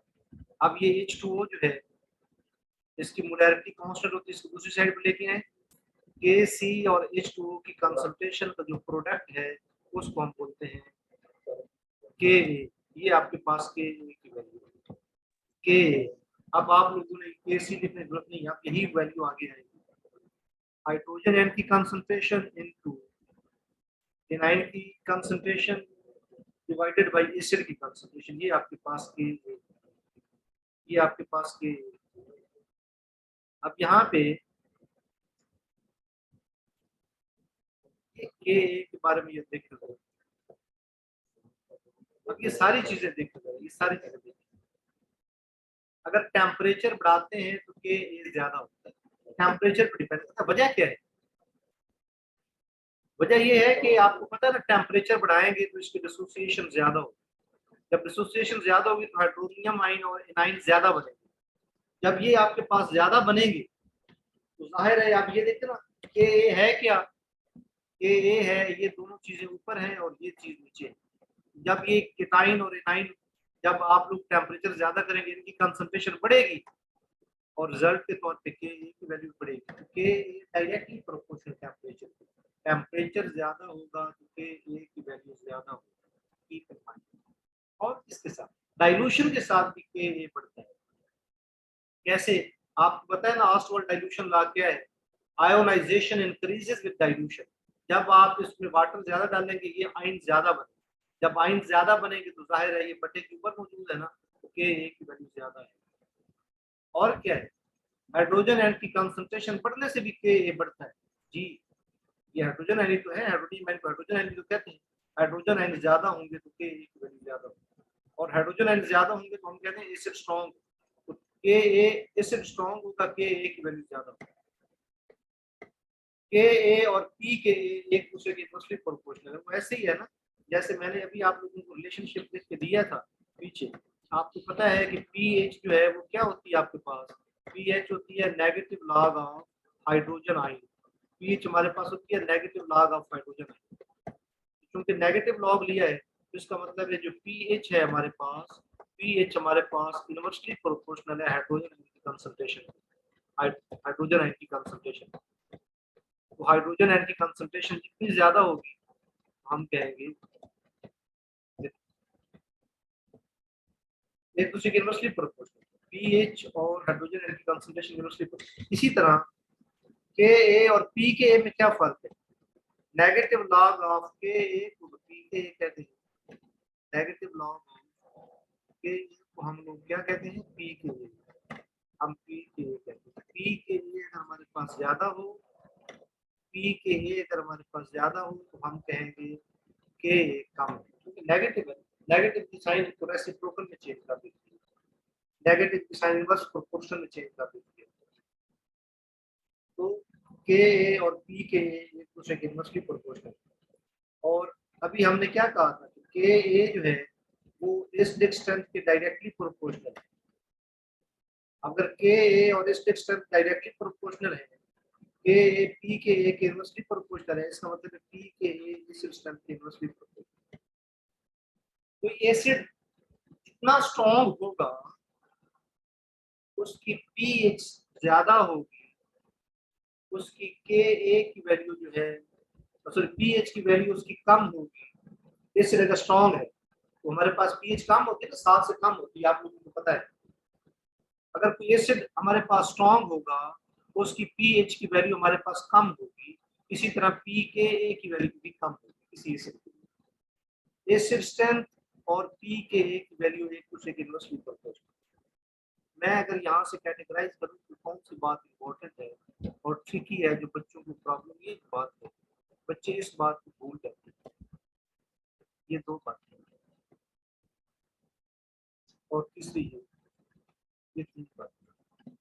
के ए और पी के ए एक दूसरे के इनवर्सली प्रोपोर्शनल है, के ए इस स्ट्रेंथ के डायरेक्टली प्रोपोर्शनल है, पी के ए इस स्ट्रेंथ के इनवर्सली प्रोपोर्शनल है।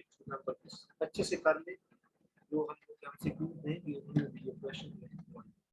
आगे चलते के A only depends upon temperature. अच्छा, आप इनमें से बताना है कौन सा एसिड स्ट्रॉन्गर, बताएं। 10 to -3 वाला, 10 to -4 वाला, 10 to -5 वाला, 10 to -7 वाला। के ए की वैल्यू जितनी ज्यादा होगी एसिड उतना ही एसिड इतना वीक ही, होगा, तो 10⁻³ वाली थी देखें ना, सबसे कम है, तो वो नहीं के ए की बात, के ए दिया हुआ है, के ए की वैल्यू जितनी ज्यादा होगी एसिड इतना स्ट्रॉन्ग होगा। ये हमारे पास ऑप्शन है, ये एसिड ज्यादा स्ट्रॉन्ग, के ए की वैल्यू जितनी ज्यादा होगी एसिड इतना स्ट्रॉन्ग होगा। हाँ वो पीके इनवर्स। हाँ, P K A inverse sir इनमें से ए ऑप्शन होगा क्योंकि 10⁻³ जो है ग्रेटर वैल्यू है। जी जी बिल्कुल ऐसे ही, वो ग्रेटर। अच्छा ये देखिए, 10 to -3 मतलब वीक एसिड, अगर के की वैल्यू जो है ना वो 10 to -3 और वीक एसिड। अगर के की वैल्यू 1 से ज्यादा होगी तो स्ट्रॉन्ग एसिड, अगर 1 और 10 to -3 के दरमियान है तो बहुत स्ट्रॉन्ग एसिड। जब बच्चों को ना इन बातों का आइडिया नहीं होता, जिनका मैथमेटिकल बैकग्राउंड नहीं होता, उनको पता नहीं होता। आप सपोज आपके पास कहीं पे वैल्यू जो है आपके पास वो 10 to -3 है के, तो इसका मतलब क्या है? इसका मतलब सिंपली ये है कि यहाँ बटे में 1000 मालिक्यूल अगर एसिड के मौजूद हैं, उन 1000 में से एक मालिक्यूल अगर आयंस में चेंज होता है ना, हाइड्रोजन आयन और हाइड्रोक्साइड आयन, एक मालिक्यूल 1000 में से, तो हम कहेंगे कि 10 to -3 के एक 10 to -3 है। 1 into 1 1 हो गया ना, और नीचे 1000 है, 1000 क्या होता है? 10 to 3 होता है, ऊपर जाए 10 to -3, तो इसका मतलब वीक एसिड है। 10 to -3 के एक वैल्यू जो है वो 10 to -3 तो वीक एसिड। अच्छा 1 कब होती है? 1 से ग्रेटर कब होती है? स्ट्रॉन्ग के लिए। कैसे? जितना आपने डाला सारा आयंस में चेंज हो गया। एक मालिक्यूल डाला तो एक आयंस में चेंज हो गया, 2 मालिक्यूल्स डाले 2 आयंस में चेंज हो गया, 3 मालिक्यूल्स डाले 3 आयंस में चेंज हो गया। यहाँ तो फिर 1 आना चाहिए ना, ये ग्रेटर देन 1 क्यों लिखा हुआ? यहाँ देखिए, यहाँ 2 टर्म है, ऊपर 2 चीजें लिखी हुई है। मेरा क्वेश्चन आप सपोज आपने 2 मालिक्यूल सपोज आयंस में चेंज हुए, इसका मतलब 2 हाइड्रोजन आयन बने हैं, 2 आपके पास एनायन बने, 4/2। आंसर जो है आपके पास क्या आएगा? 2 ग्रेटर देन 1। मैं मतलब सिंपली कहूँ तो जो एसिड 100% एसोसिएट होते हैं ना उनको स्ट्रॉन्ग एसिड कहते हैं। वो यहाँ से भी शो हो रहा है। यकीन करें मैं ये बात ऐसे नहीं कह रहा, बच्चों को नहीं आइडिया होता कि मतलब क्या है। के ग्रेटर देन 1 का मतलब क्या है कि आपने जितने मॉलिक्यूल डालने हैं वो सारे के सारे आयोनाइज, वो सारे आयोनाइज होंगे ना तो आपके पास आंसर जो है ग्रेटर देन 1। यही कहानी तो पढ़ रहे हैं। और अगर 1 से लेकर 10 to -3 तक हो तुम कहोगे मॉडरेटली स्ट्रॉन्ग। अच्छा ये भी एग्जामिनेशन पॉइंट ऑफ व्यू से इंपॉर्टेंट। लेकिन आप रट्टा लगाने की बजाय अगर इसका देखें कि वजह क्या आई है, 1000 में से एक मॉलिक्यूल आयोनाइज हो, हम कहते हैं 10 to -3, ये हमारे पास वीक है। अगर 1000 में से सारे मॉलिक्यूल आयोनाइज हो तो फिर देख सकते हैं आंसर हमारे पास कितना आएगा, बड़ा आएगा आंसर। ये एक है जो बच्चों को यहाँ इन नंबर्स को याद रखने में बच्चों को जो है वो प्रॉब्लम।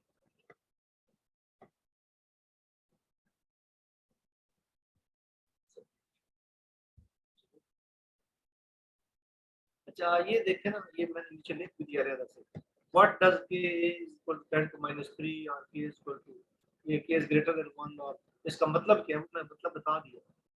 ये इसको you need to look at this term, एक में से कितने मॉलिक्यूल आयोनाइज हुए हैं, ये कितने नहीं। आयोनाइजेशन कांस्टेंट्स ऑफ, अब यहाँ बेस होना था, मैंने इसे यहाँ भी लिख दिया, ये बेस होना था। आपके पास कोई ये बेस है, उसको आपने वाटर में डालना है तो उसने हाइड्रोक्साइड, आपको बेस क्या होता है जो वाटर में हाइड्रोक्साइड प्रोवाइड करता है। तो यहाँ पे ये एक रिवर्सिबल रिएक्शन है, इसमें इक्विलिब्रियम एस्टैब्लिश हो गया है। ये केस की वैल्यू कैसे लिखते हैं आपको पता है, H2O यहाँ मल्टीप्लाई करेंगे जब इनको भी आपके पास ये अब ये वही चीज आपके पास आ गई।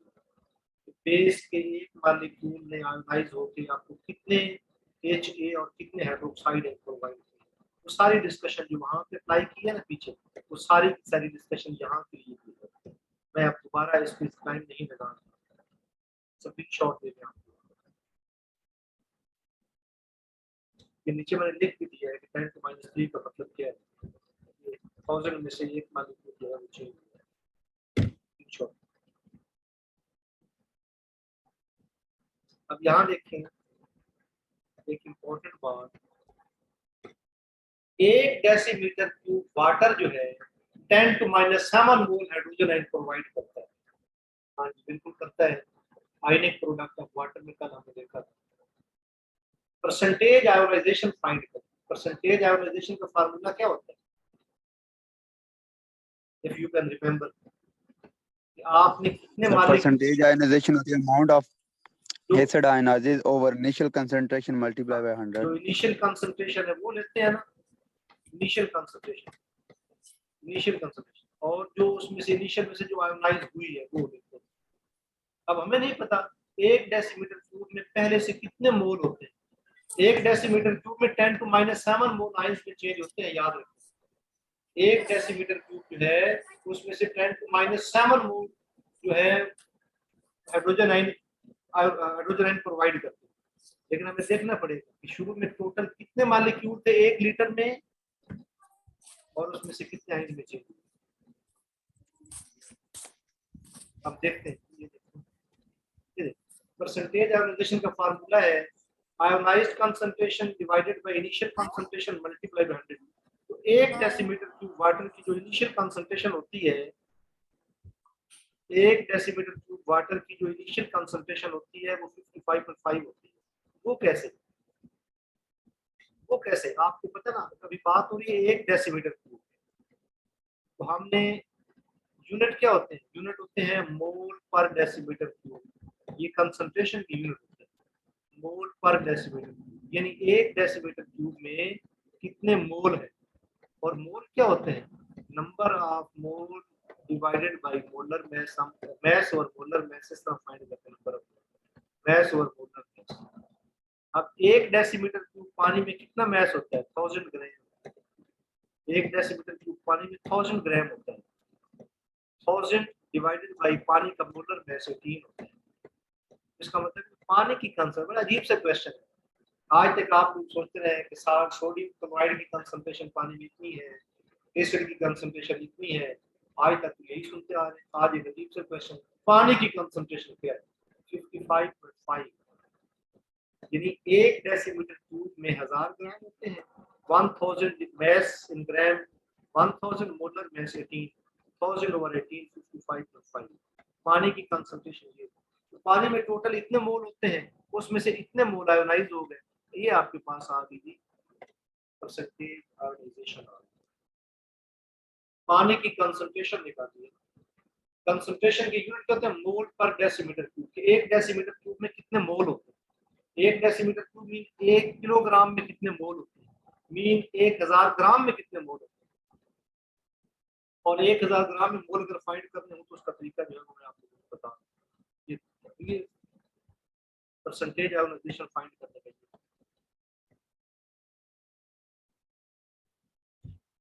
Organic theory. I still remember के जब हमारा इंटरव्यू था असिस्टेंट प्रोफेसर का, हमारे साथ एक दोस्त थे, वो साल से किप्स एकेडमी में पढ़ा रहे थे, साल कई साल उन्होंने पढ़ाया, 10 साल। और बिलीव मी आई स्वेयर, वहां उन्होंने पूछ लिया कि आर्गेनिक थ्योरी जो है उसके मुताबिक एसिड और बेसिस को डिफाइन करो, वो वहां भूल हम पाएंगे, तो इन चीजों को हम लोग इग्नोर कर देते हैं। ये बिल्कुल मैं आपके साथ एक सच्चा वाक्य सुना, हम इकट्ठे गए हुए थे, उन्हें नहीं आया, उन्हें नहीं पता चला कि ये वो भूल गए, उन्होंने मिक्स कर दिया।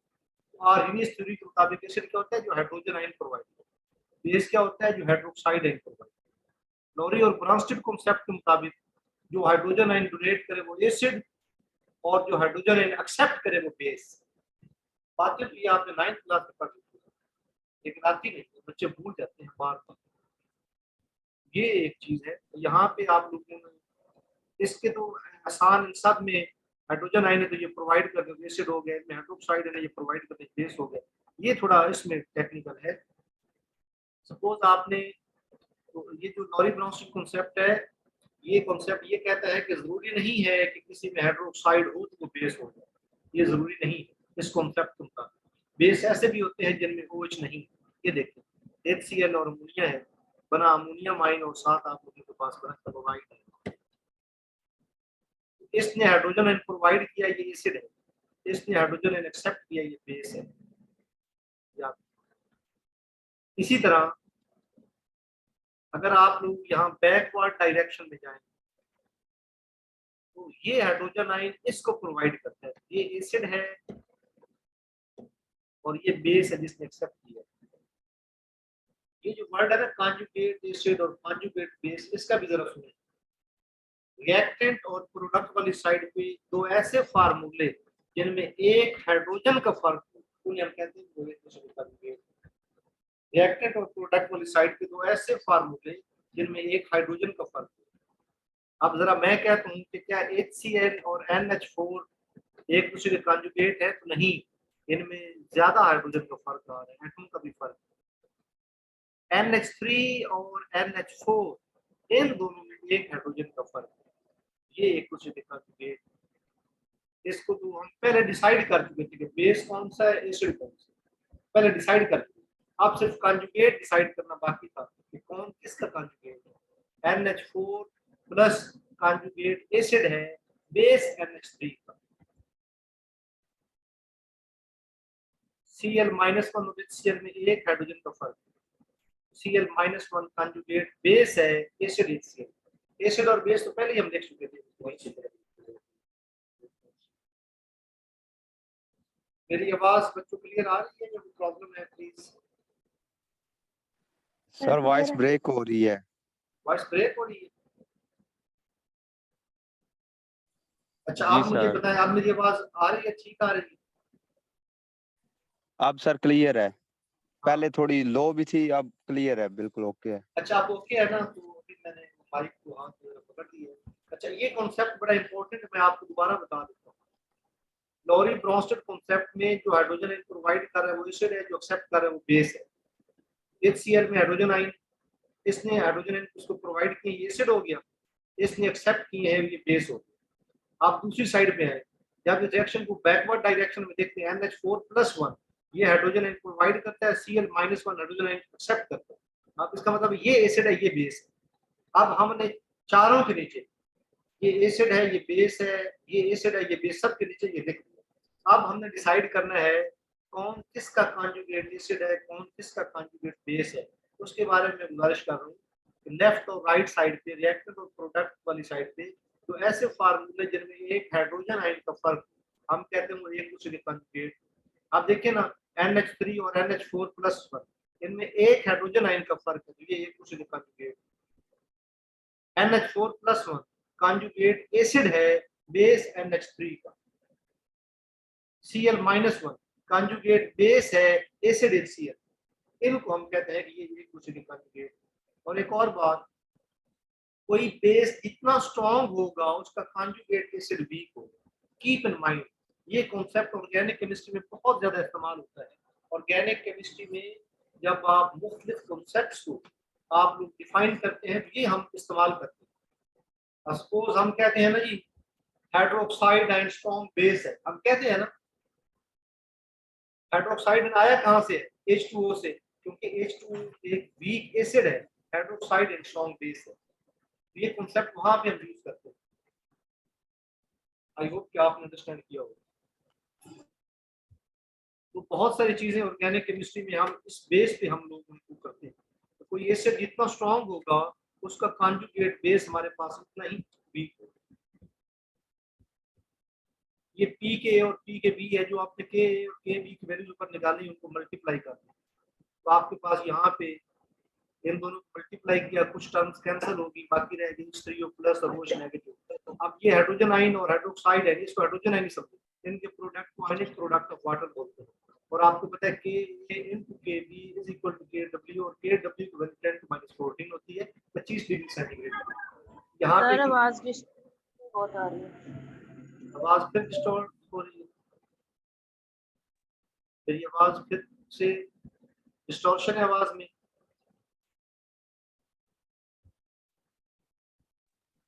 मेरी आवाज में डिस्टॉर्शन है फिर से बच्चों? नो सर, आ रही है आपकी आवाज। डिस्टॉर्शन है, डिस्टर्बेंस है जी।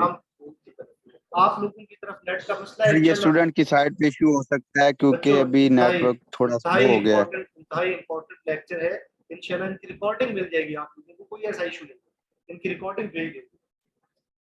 हाँ, डॉक्टर इमरान साहब आपको रिकॉर्डिंग भेज देंगे, कोई प्रॉब्लम नहीं। इंतहाई इंपॉर्टेंट लेक्चर है, इस लेक्चर का एक एक लफ्ज इंतहाई इंपॉर्टेंट है। तो अब हम आगे देखते हैं जरा, यहाँ पे आप लोगों को हमने क्या किया है, पीछे जो के और के बी की वैल्यू निकाली थी उनको हमने मल्टीप्लाई किया है, तो हमारे पास के डब्ल्यू आ गया। अब यहाँ देखिए के ए इंटू के बी इज इक्वल टू के डब्ल्यू। तो अब यहाँ पे क्या हुआ, के बी यहाँ मल्टीप्लाई या नीचे डिवाइड हो गया, और ये तो आपके पास कांस्टेंट है के डब्ल्यू। कांस्टेंट को खत्म करते हैं तो क्या आ गया, इनवर्सली प्रोपोर्शनल। के ए और के बी एक दूसरे के इनवर्सली प्रोपोर्शनल। ये जो बात मैंने पीछे की थी, स्ट्रॉन्ग एसिड उसका कॉन्जुगेट बेस वीक होगा, strong base weaker conjugate acid. Keep in mind, ये जो बात मैंने पीछे की थी आप लोगों से, यहाँ पे मैंने आप ये बात की थी यहाँ NH4 और HCl के बारे में, कि HCl एक स्ट्रॉन्ग एसिड है, क्लोराइड आयन जो है इसका एक वीक बेस है। कीप इन माइंड, ये एक वीक बेस है क्लोराइड आयन। ये जो बात मैंने की थी वो मैंने इस एक्सप्रेशन की बेस पे की थी, ये जो एक्सप्रेशन आपके पास लिखा हुआ है इसकी बेस पे मैंने ये बात की कि कोई एसिड जितना स्ट्रॉन्ग होगा उसका कॉन्जुगेट बेस वीक होगा।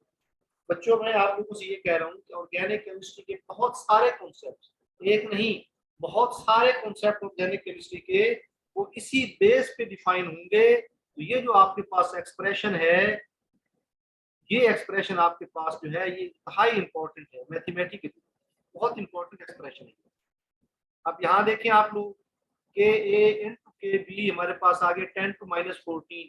दोनों साइड पे जब आप नेगेटिव लॉग लेते हैं तो negative log of K plus negative log of K B, आपको पता है ना क्विजेंस negative log in P, P K A plus P K B is equal to 14।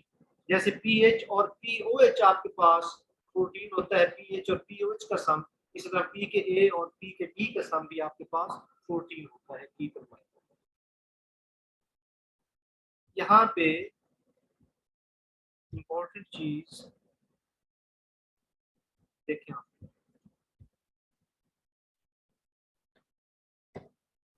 अब एक और बड़ी, अच्छा बच्चों आप लोग बार बार एक क्वेश्चन मुझसे कर रहे थे, तमाम लोग बार बार मुझसे एक क्वेश्चन कर रहे थे पीछे जो लेक्चर मैंने दिया है, वो ये कह रहे थे कि कब पता चलेगा कि हमने 10 to -7 में ऐड करना है। तो मैंने ये बताया है कि 10 to -7 जो है उसके जब नजदीक हो वैल्यू जो है कंसंट्रेशन की, तब हम ऐड करेंगे।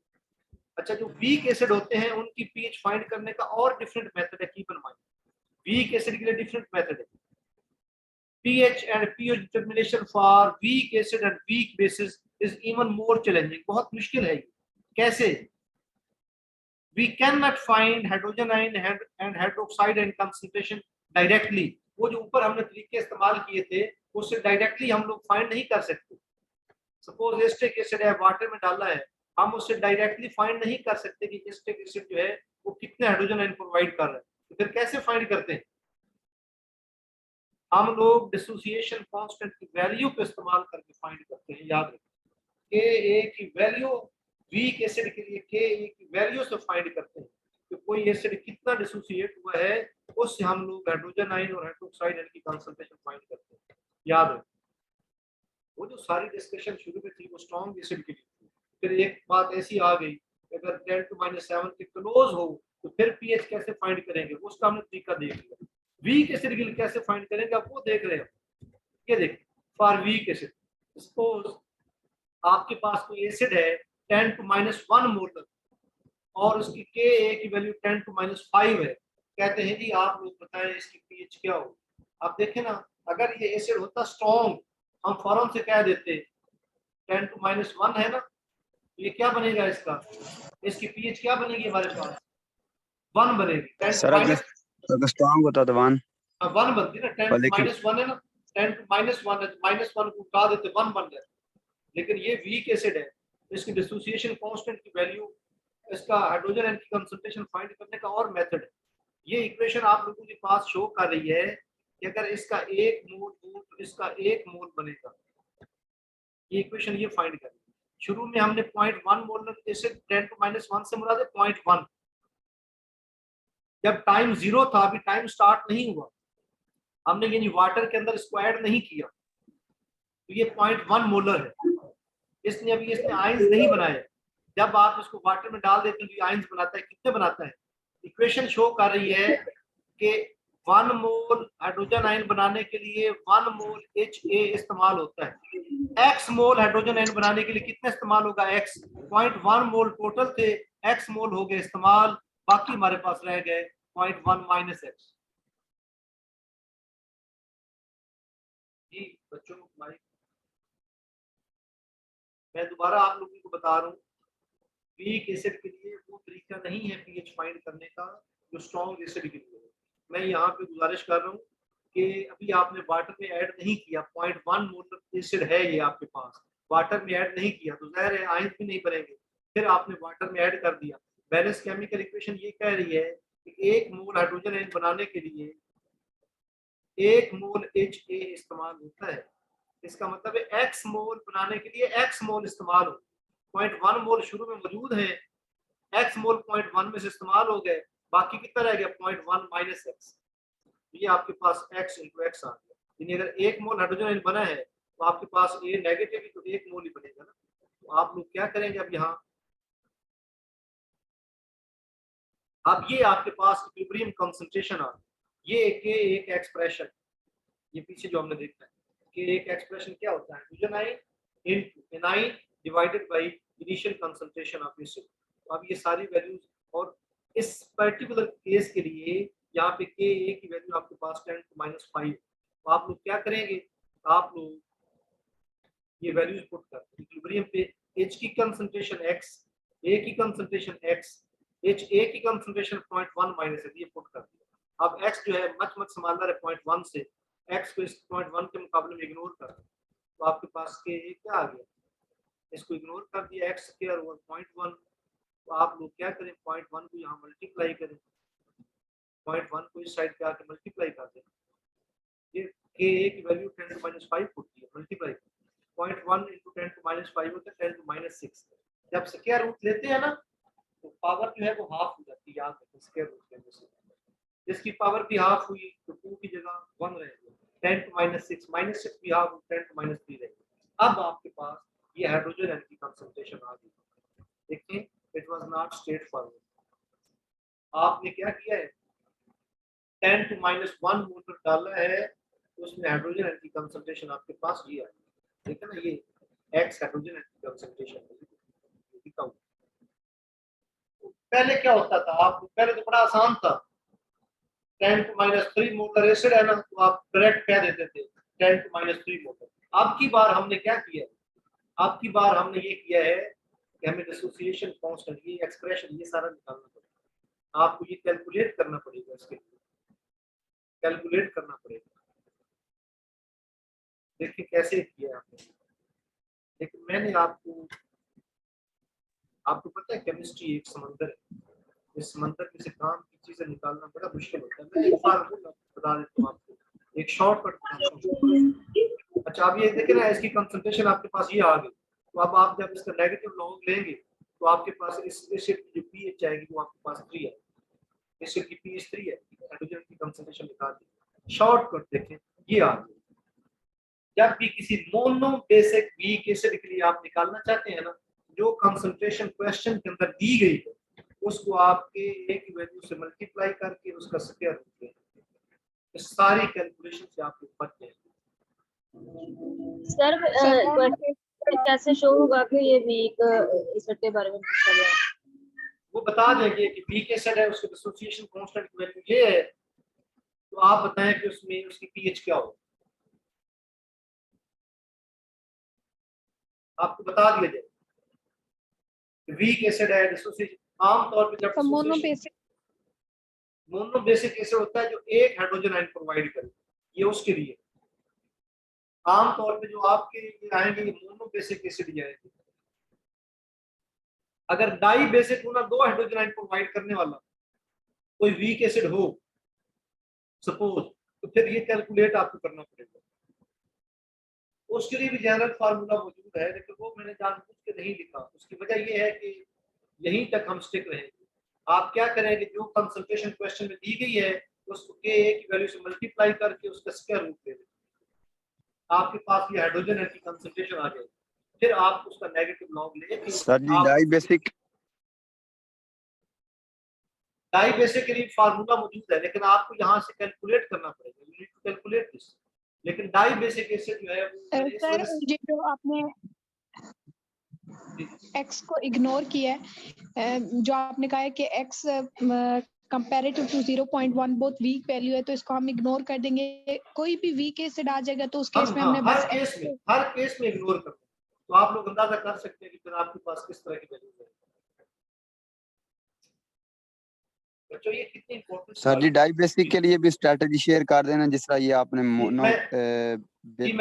मैं कर दूंगा। लेकिन आप लोग ये देख रहे हैं ना कि वीक एसिड है उनके लिए स्ट्रेट फॉरवर्ड नहीं है जैसे आप लोगों ने पहले किया। जी जी बिल्कुल। उसके लिए आप लोग देख रहे हैं कि ये शॉर्टकट की मैंने आप लोगों को दिया। अच्छा इसका एक और भी फायदा है, कभी कभार ये भी आ जाता है कि ये आपके पास वीक एसिड है, आप इसकी डिग्री ऑफ आयोनाइजेशन फाइंड करें या परसेंटेज आयोनाइजेशन फाइंड करें। आप देखें ना, आपके पास ये इनिशियल कंसंट्रेशन दी गई है 10 to -1, ये इनिशियल है, और आयोनाइजेशन के बाद कितनी होगी 10 to -3। इसका मतलब है ये आफ्टर आयोनाइजेशन है, ये शुरू में। तो आप इस नंबर को इस पे डिवाइड करके 100 से मल्टीप्लाई करें। यानी 2 फायदे हैं इस फार्मूले के। एक क्या है, एक तो आप इससे निकाल सकते हैं कि हाइड्रोजन आयन की कंसंट्रेशन कितनी है वीक एसिड के लिए। दूसरा आप ये भी निकाल सकते हैं कि इनिशियल कंसंट्रेशन में से कितना एसिड आपके पास आयोनाइज हुआ है, ये भी बता सकते हैं आपको। ये नेक्स्ट स्लाइड मैंने आप शॉर्ट ट्रिक सर, इसमें जो आपने शॉर्ट ट्रिक बताई थी वो अगेन बता दें। -1 into 100 करेंगे, final over initial multiply by 100। ये देखिए जी मैंने स्लाइड बनाई आपको। पहले तो ये है, अच्छा ये आपके पास एक क्वेश्चन है, 0.1 मोलर एसिटिक एसिड है, उसके Ka की वैल्यू ये है, आप उसके लिए फाइंड करेंगे पीएच क्या होगी। तो क्या तरीका होगा, जो कंसंट्रेशन आपको दी है ना 0.1, उसको मल्टीप्लाई करें Ka से, उसका स्क्वायर रूट ले। 0.1 को जब इससे मल्टीप्लाई करेंगे ना तो ये बन गया 1.85 10 to -6, ठीक है ना। और फिर आप ये आपके पास हाइड्रोजन आयन की कंसंट्रेशन आ गई। ये मोनोबेसिक एसिड है, मैंने सारी कैलकुलेशन आपको लिख के दे दी है। जो शॉर्टकट हमने बनाया ना मोनोबेसिक एसिड के लिए, वो मैंने लिख के दे दी। तो आपके पास जो आंसर आया है वो ये आपके पास आया। इसमें से आप लोग इस तरह कर सकते हैं। आपको पता है कि सारी चीजें हम लोग डिटेल से जो है वो पीछे करते आते हैं। और जो मैंने आयोनाइजेशन वाली बात अभी की है उसकी कैसे पता चलेगी, ये देखिए, ये जो सिर्फ हाइड्रोजन की कंसंट्रेशन नहीं बल्कि ऑसवाल्ड डाइल्यूशन लॉ का प्रूफ है ये देखो।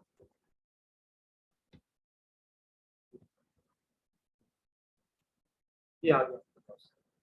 अब इसका मतलब है 100 में से 1/3 मॉलिक्यूल आयोनाइज।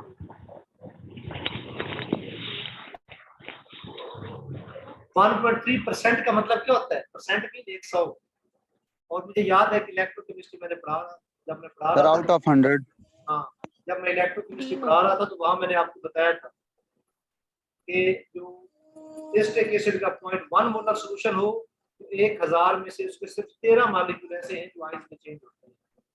इसकी बड़ी डिटेल से बात बार बार निकालना था।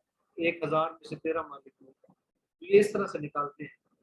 ये तरीका है निकालने का जी आप लोगों के पास कि आप लोग डिग्री ऑफ आयोनाइजेशन या परसेंटेज आयोनाइजेशन कैसे निकालते हैं। वहाँ इलेक्ट्रोकेमिस्ट्री के जरिए निकाल सकते हैं। उसका फार्मूला भी आप लोगों को बताया था, लैम्डा इन्फिनिटी, लैम्डा वी और लैम्डा इन्फिनिटी।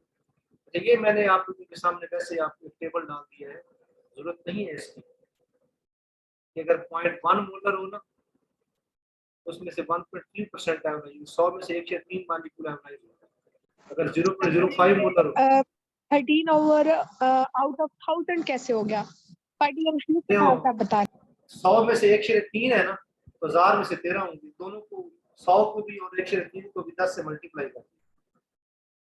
तो मैं 13 इसलिए कह रहा था ना कि आप लोगों को 1/3 की समझ नहीं आनी। मैंने कहा था कि 1000 में से 13 मॉलिक्यूल आयोनाइज, मैंने ये कह दिया ताकि आपको इजीली अंडरस्टैंडिंग हो जाए।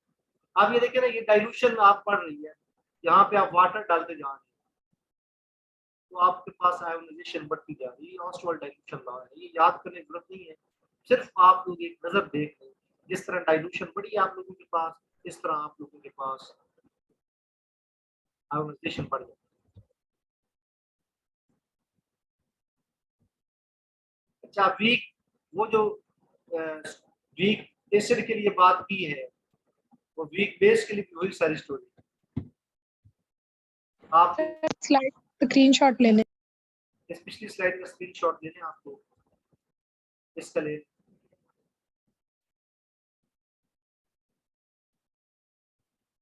और अब इसका स्क्रीनशॉट भी ले लो। सारी डिस्कशन जो पीछे की है सारी डिस्कशन हो।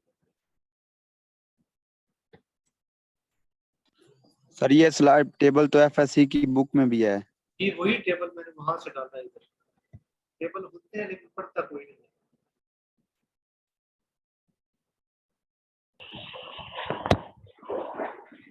ये सारी डिस्कशन वही है, अंडरस्टैंड जी?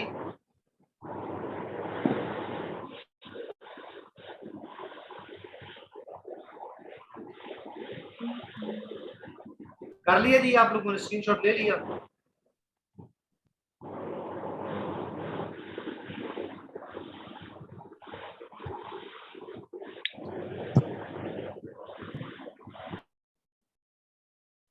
बच्चों प्लीज म्यूट रखा करिए। आगे चलते हैं। ये कुछ टेबल है, इनके स्क्रीनशॉट लेना चाहिए। ये जनरल इंफॉर्मेशन दी गई है कि कहाँ की पीएच कितनी होती है, किस चीज की पीएच कितनी है। एफएससी की बुक में टेबल सिर्फ एक इंटरेस्टिंग इंफॉर्मेशन के लिए, एक नजर इसको देख लीजिए।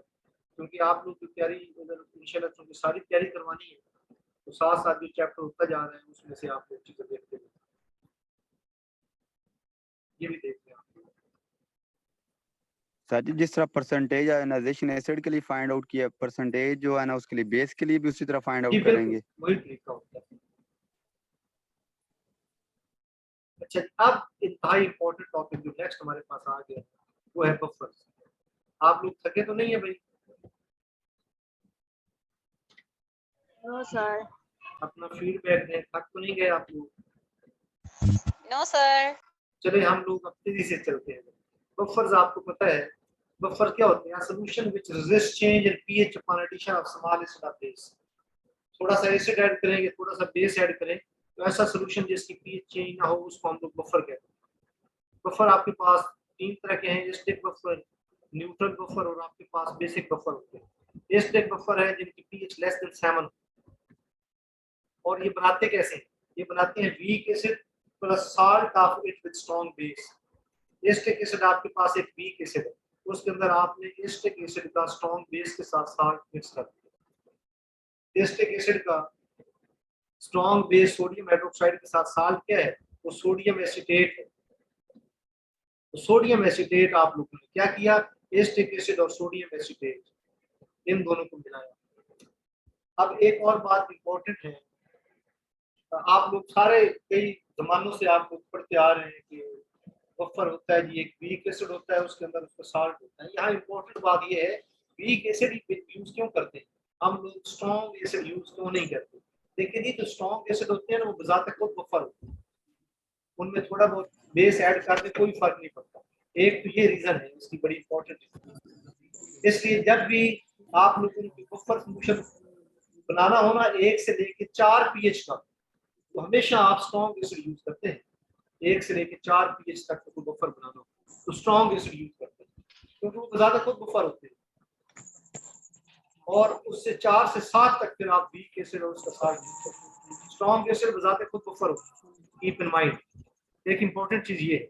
और एक दूसरी इंपॉर्टेंट चीज यहाँ पे जो बताने लगा हूँ, तो ये तो आपने अच्छे से अंडरस्टैंड कर लिया कि हाँ लोगों ने वीक एसिड यूज क्यों किया, क्योंकि स्ट्रॉन्ग एसिड बजाते खुद बफर होते हैं। दूसरी बात, हम साल्ट क्यों यूज करते हैं? साल्ट यूज करने का मकसद होता है हम लोग कॉमन आयन जनरेट करना चाहते हैं। एसिटिक एसिड और सोडियम एसीटेट में एसीटेट जो है वो कॉमन है। उसके बाद हमारे पास जो है वो pH 7 वाले बफर होते हैं, इसके एग्जांपल्स बाद में दूंगा। उसके बाद बेसिक बफर है जिनकी pH ग्रेटर देन 7 हो। कौन से हैं? Weak base plus salt of it strong base. Weak base कौन सा है? अमोनियम हाइड्रोक्साइड, और साथ अमोनियम क्लोराइड क्या है? ये अमोनियम हाइड्रोक्साइड का साल्ट है HCl के साथ, ये मैंने नीचे लिख दिया। स्ट्रॉन्ग बेस क्यों नहीं यूज किया बफर बनाने के लिए? स्ट्रॉन्ग बेस बजाते खुद हमारे पास बफर होते हैं। हमने यहाँ वीक बेस का साल्ट क्यों यूज किया? To generate common ion. Common ion हम लोग जनरेट करना चाहते थे, उसलिए हम लोगों ने ये यूज किया। उसके बाद देखें आप why we use weak acid or weak base for buffer preparation, ये लिखा है मैंने नीचे। strong acids or bases are already buffered because these resist change in pH on addition of small bases। उसके बाद why we use salt of same weak acid or base to generate common ion। उसके बाद body में 3 तरह के buffer होते हैं। Protein buffer, जो मीट है हमारा गोश्त है, ये एक प्रोटीन बफर है। उसके बाद फास्फेट बफर, जो हमारी बोन्स है, ये फास्फेट बफर होते हैं। ब्लड बफर, जो ब्लड है वो बफर होता है। ब्लड का जो हमारे पास पीएच होती है वो 7.35 है, निकाली भी है। आंसू की भी पीएच 7.35 होती है, इसलिए हम कहते हैं खून के आंसू। कहते हैं खून के आंसू बुलाए किसी बंदे को, उसकी वजह ये है कि दोनों की पीएच सेम होती है। ये हमारे बॉडी की बफर होता है। अब जो ब्लड में बफर होता है वो कौन सा होता है? जो ब्लड के अंदर बफर होता है वो हमारे पास बाइकार्बोनेट आयन होता है। यहाँ ये ब्लड बफर ये होता है। इसमें थोड़ा सा एसिड ऐड कर देना, H+ H2CO3 बनता है। एक बहुत ही वीक किस्म का बेस है, कोई फर्क नहीं पड़ा। इसी तरह अगर आप लोग इसमें हाइड्रोक्साइड ऐड करें फिर भी वाटर और कार्बोनेट आयन बनते हैं। ये ब्लड के अंदर ये बफर है। एसिड और बेस ऐड करने से क्या होता है आप लोगों को समझ आ रहा है। उसके बाद एम्फीप्रोटिक स्पीशीज कौन सी होती हैं?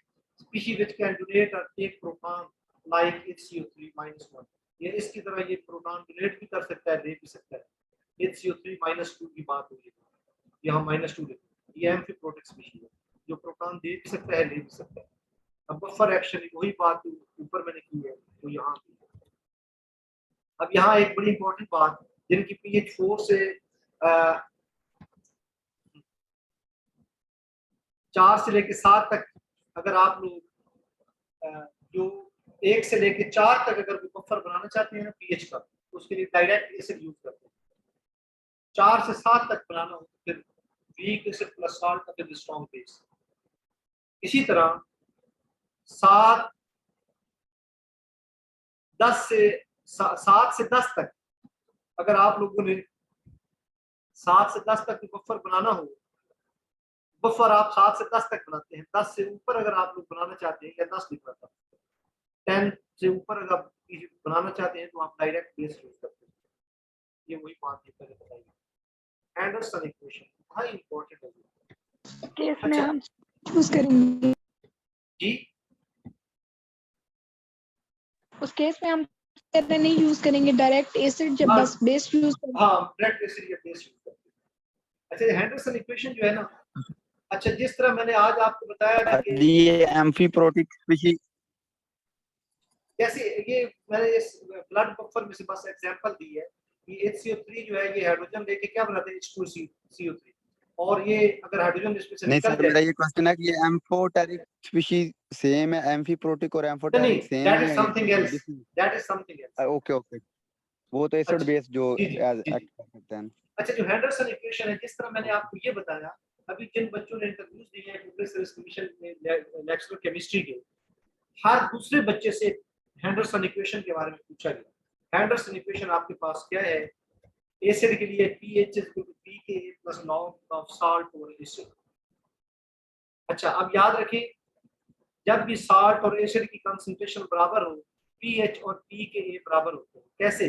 साल्ट और एसिड की कंसंट्रेशन सेम हो, सपोज साल्ट भी 1 मोलर है, एसिड भी 1 मोलर है, 1 1 से कैंसिल हो गया, log 1 0 होता है, हम कहेंगे pH is equal to pKa। Keep in mind बच्चों, मैं दोबारा बताऊं, अगर इन दोनों की कंसंट्रेशन साल्ट और एसिड की बराबर हो, ये 0.1 मोलर, ये भी 0.1 मोलर, कैंसिल हो गए, log 1 आ गया, log 1 0। अगर साल्ट की कंसंट्रेशन एसिड से ज्यादा हो, अगर साल्ट की कंसंट्रेशन एसिड से कम हो तो क्या होता है? लेकिन अगर साल्ट की कंसंट्रेशन, आपको थोड़ा लॉजिकल भी होना पड़ेगा, अगर ऊपर वाले टर्म नीचे वाले टर्म से कम है ना, तो लॉग का आंसर माइनस में आता है, याद रखें। पी के ए में से माइनस करेंगे कुछ, तब हमारे पास पीएच आएगा। इसका मतलब पीएच क्या है, पी के ए में से कुछ माइनस किया, इसका मतलब pH less than P K ए। और अगर किसी लॉग वाली टर्म में ऊपर वाली टर्म बड़ी हो, नीचे वाली टर्म छोटी हो, अगर साल्ट की कंसंट्रेशन एसिड से ज्यादा हो, तो हम क्या कहते हैं, हम लोग कहेंगे कि हमारे पास पीएच ग्रेटर है पी के ए से, अगर साल्ट ज्यादा हो एसिड से। लेकिन एक और बात, एक और भी तरीका याद रखने का, हिंट, जरा दिमाग पे जोर देंगे। हिंट ये है, जब भी एसिड ज्यादा डालते हैं ना, तो आपके पास पीएच कम, तो ये आपके पास हिंट आ गई। आपने एसिड ज्यादा डाले, salt is less than acid, मतलब एसिड ज्यादा, जब एसिड ज्यादा डालेंगे पीएच कम होगी। लो जी, यहाँ से क्या, हमें ज्यादा सोचना भी नहीं पड़ेगा, हमें इक्वेशन देखना भी नहीं पड़ेगा, जब भी एसिड ज्यादा डालेंगे पीएच कम, पता है ना, जो जो एसिड जो पीएच कम होती जाती है, इस डिस्टेंस बढ़ती जाती है। ये तीनों रिलेशन बहुत इंपॉर्टेंट है, बहुत इंपॉर्टेंट, और बेसिस के लिए ये इक्वेशन स्क्रीनशॉट ले लें।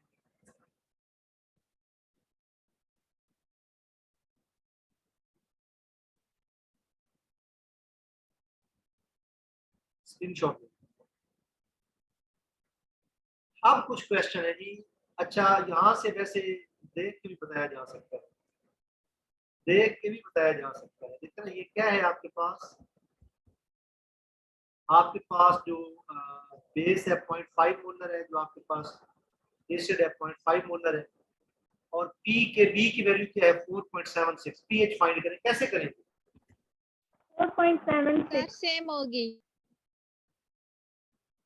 सेम होगी, यस सर, सेम होगी। जब एसिड और बेस की concentration, sorry yes salt, sir, equal होगी। देखिए जी, आप लोगों को जो आप कह रहे हैं जो इक्वल होगी वो पीओएच होगी, यहाँ पीएच पूछा है। हाँ, यहाँ पे आप लोग इस तरह भूल गए, जब भी साल्ट और बेस की कंसंट्रेशन बराबर हो, पीओएच और पी के बी बराबर हो, लेकिन पीएच पूछा है। पीओएच तो ये होगी 4.76, इसको 14 में से माइनस करेंगे, जो आंसर आएगा वो 10.26। याद रखें, जो पीछे देखें ना, ये पीछे इक्वेशन जो हमने देखी है, ये एंड वाली इक्वेशन देखो जरा आप, ये क्या इक्वेशन है, POH is equal to PKB, जब साल्ट और बेस की कंसंट्रेशन बराबर हो, इक्वल हो। समझ आई ना, ये इक्वल। तो हमने पीएच पूछ लिया है, पीएच तो पी के पीएच प्लस पीएच4 ठीक होता है, तो उसमें से माइनस करके करें।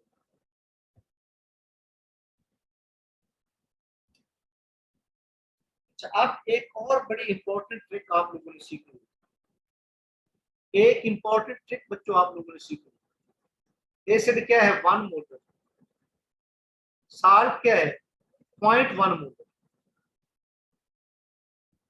आप देखें, मुझे ये बताएं, जब एसिड की कंसंट्रेशन साल्ट से ज्यादा हो तो पीएच कम होगी पी के ए से या ज्यादा होगी? बता चुका हूं ना सर कम होगी। मैं बता चुका हूँ, एसिड की कम कंसंट्रेशन ज्यादा होगी ना, तो हमारे पास वैल्यू है ना पीएच की पी के ए से कम हो। अब एक और भी बात बताना चाहता हूँ, कैलकुलेशन में जाए बगैर कितनी कम हो। आप ये देखें कि एसिड कितने गुना स्ट्रॉन्ग है साल्ट से, 10 टाइम्स वो 4। अगर ये 10 टाइम्स हो तो यहाँ 1 डिजिट का फर्क पड़ेगा पीएच को, 1 डिजिट कम हो। आप लोगों को एक ट्रिक बता दिया, यहाँ देखें ना, आप लोगों के पास जो एसिड है वो 1 मोलर है, जो आपके पास साल्ट है वो 0.1 मोलर, साल्ट 0.1 मोलर। तो आपके पास ये इसको 10 से मल्टीप्लाई करिए, इसका मतलब है अगर एसिड 10 टाइम्स स्ट्रॉन्गर है, पीएच की वैल्यू 1 अदद कम होगी, लॉगरिथमिक स्केल है इस वजह से मैं कह रहा हूं। तो इसका मतलब पीएच 4 होगी, देख लेते हैं ये 4। अब यही बात आप आगे इस्तेमाल करेंगे, मैं बता रहा हूँ आपको समझ आ गई। अच्छा, अगर साल्ट की कंसंट्रेशन, ये ट्रिक बताइए, दोबारा बताइएगा। दोबारा बता रहा हूँ, एसिड की कंसंट्रेशन साल्ट से अगर ज्यादा हो, एसिड ज्यादा हो तो पीएच कम होगी, जाहिर है। किससे कम होगी? पी के ए से। कितनी कम होगी वो डिपेंड करता है कि आपका एसिड कितने स्ट्रॉन्ग है। एसिड 10 टाइम्स स्ट्रॉन्ग है, एसिड की कंसंट्रेशन 10 टाइम्स ज्यादा है, तो पीएच 1 अदद, 10 टाइम्स का मतलब 1 अदद। ये देखो, if difference of concentration is 10 between acid and salt, there will be difference of 1 from pKa value. pKa value से 1 का फर्क होगा। अगर 10 का फर्क हो, एसिड और साल्ट की कंसंट्रेशन में 10 का फर्क हो, 10 टाइम्स का फर्क हो, तो पीएच pKa से, अब यहां देख ले जरा, अब यहां देखें, एसिड और साल्ट की कंसंट्रेशन क्या है? 1 जितनी है, तो पीएच pKa के बराबर होगी, 4 होगी, ठीक है। अब यहां देखें, एसिड हमारे पास 1 मोलर है, साल्ट 0.1 मोलर है। एसिड जो है स्ट्रॉन्ग है, तो इसका मतलब है पीएच कम होगी पीके से। कितनी कम होगी जी? 1 अदद, 3 होगी पीएच। एसिड 10 गुना ज्यादा स्ट्रॉन्ग, 3 आंसर है। यहां देखिए, एसिड 0.1 मोलर है, साल्ट 1 मोलर है। अब यहां देखिए, सर यहाँ पे pH 5 हो जाएगी, 10 टाइम्स जो है ना वो जो इंक्रीज। साल्ट है वो 10 टाइम कंसंट्रेटेड, 10 टाइम उसकी कंसंट्रेशन ज्यादा है एसिड से। तो इसका मतलब है अगर साल्ट ज्यादा हो तो पीएच की वैल्यू ज्यादा हो, 4 से 5 हो। यहां बताएं जी आपको, एसिड जो है 100 गुना यहाँ पे ज्यादा सर स्ट्रॉन्ग 6 है। हो जाएगी। एसिड 100 गुना स्ट्रॉन्ग है, पीएच कम होगी, पीएच कम होगी। Acid, sorry sorry sorry sorry, उल्ट होगी। इंक्रीज सर हो ये salt वीक increase, है, मतलब कि ओके ओके तो ओके, pH 6 हो यू जाएगी। राइट, ओके ओके 6 हो जाएगी, तो पीएच 6 हो जाएगी, वेरी, ये 6 हो जाएगी। आप लोगों ने अंडरस्टैंड किया? Yes sir. अच्छा, sir how does, screenshot sir लेना। स्क्रीनशॉट।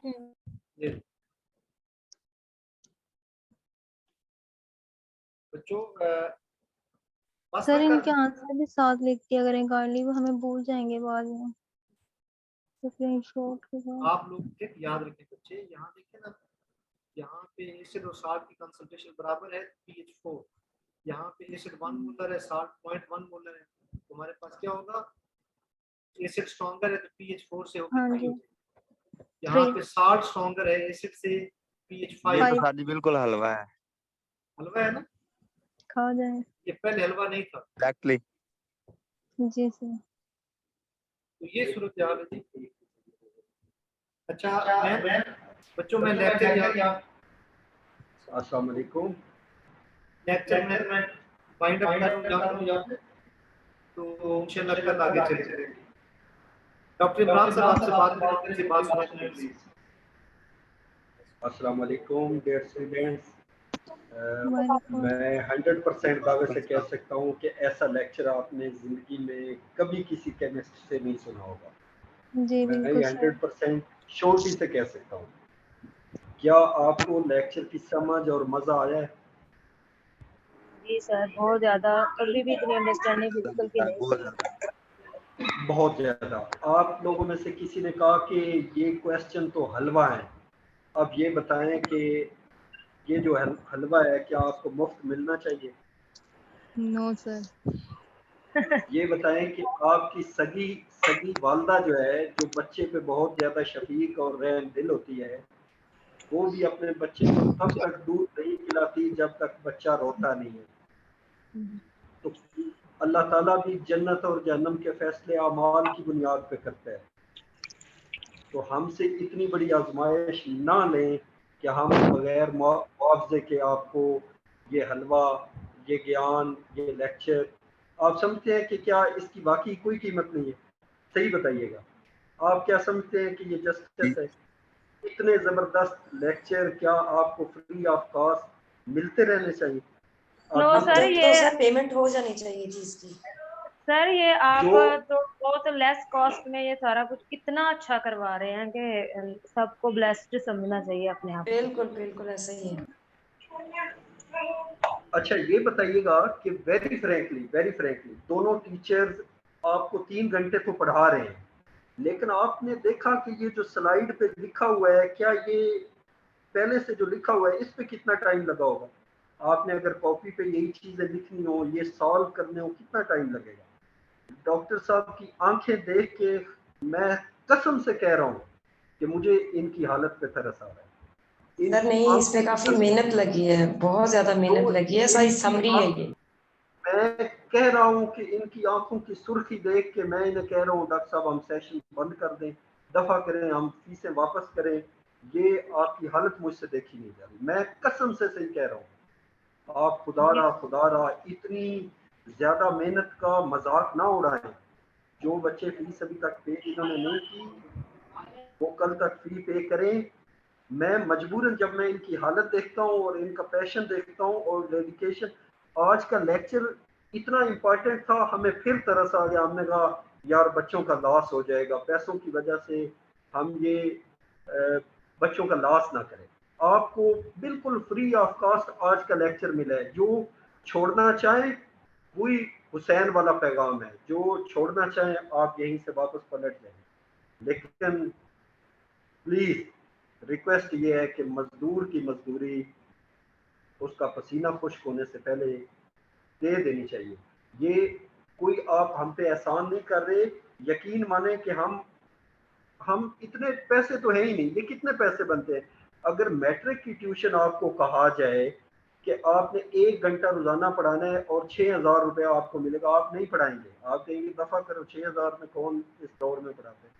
आपको तकरीबन 2 महीने लगातार 3-3 घंटे लेक्चर डिलीवर किया जा रहा है। ना संडे देखा जा रहा है, ना इवनिंग देखी जा रही है, ना मॉर्निंग देखी जा रही है। और इतने सुपर्ब लेवल पे मैं कहता हूँ आपने कभी केमिस्ट्री ऐसी ना पढ़ी थी ना समझी थी। तो अब खुदारा मेरी रिक्वेस्ट है कि कल ड्यूज क्लियर कीजिएगा, वगरना मैं मजबूर हूँ कि मैनेजमेंट का जो एक्शन होता है कि फिर आपको लेक्चर हम नहीं देंगे। सर प्लीज यार आप रिक्वेस्ट ना करें, ये बहुत बहुत बहुत बुरा लग रहा है हमें। और जो बच्चे काइंडली नहीं दे रहे फीस दे दें। ये बहुत बहुत ज्यादा फीस नहीं है, बहुत बल्कि कम फीस ली है सर ने। ये बहुत कम फीस है, मैं हकीकत कह रहा हूँ। ये सिर्फ 3 घंटे पढ़ाने की हद तक बात नहीं है, इसके पीछे 12 घंटे की प्रेजेंटेशन और 12 साल का एक्सपीरियंस है।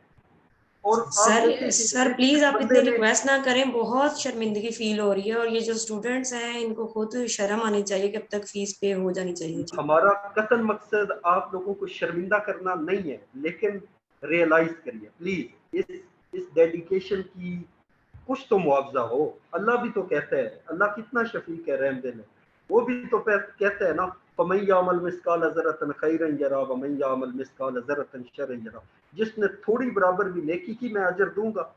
तो वो भी कहता है जिसने थोड़ी बराबर नेकी की तो मैं अजर दूंगा। तो कुछ तो आप भी शफकत करें ना, ऐसा तो ना करें कि हमें इतनी बड़ी आजमाइश में डालें। प्लीज मेरी यही रिक्वेस्ट है कि कल आप लोग जिनके ड्यूज रहते हैं वो क्लियर करें, ताकि हम आपकी खिदमत में इसी तरह इसी क्वालिटी के इतने वैल्यूएबल लेक्चर पेश करते रहे। और जिन बच्चों के पहले लेक्चर्स मिस हुए हैं, मैं उनको कह रहा हूं कि उनको अगर वो पेड मेंबर्स होंगे तो उनको एक्सेस होगी इन लेक्चर्स तक, वो अपनी एक डिवाइस से ये लेक्चर बार बार सुन सकेंगे पीपीएससी एग्जाम तक। ठीक है, तो आज का सेशन क्लोज करते हैं। ओके जी, इजाजत, अल्लाह हाफिज, ओके अस्सलाम सर, वालेकुम। ओके सर, अल्लाह हाफिज। अल्लाह हाफिज।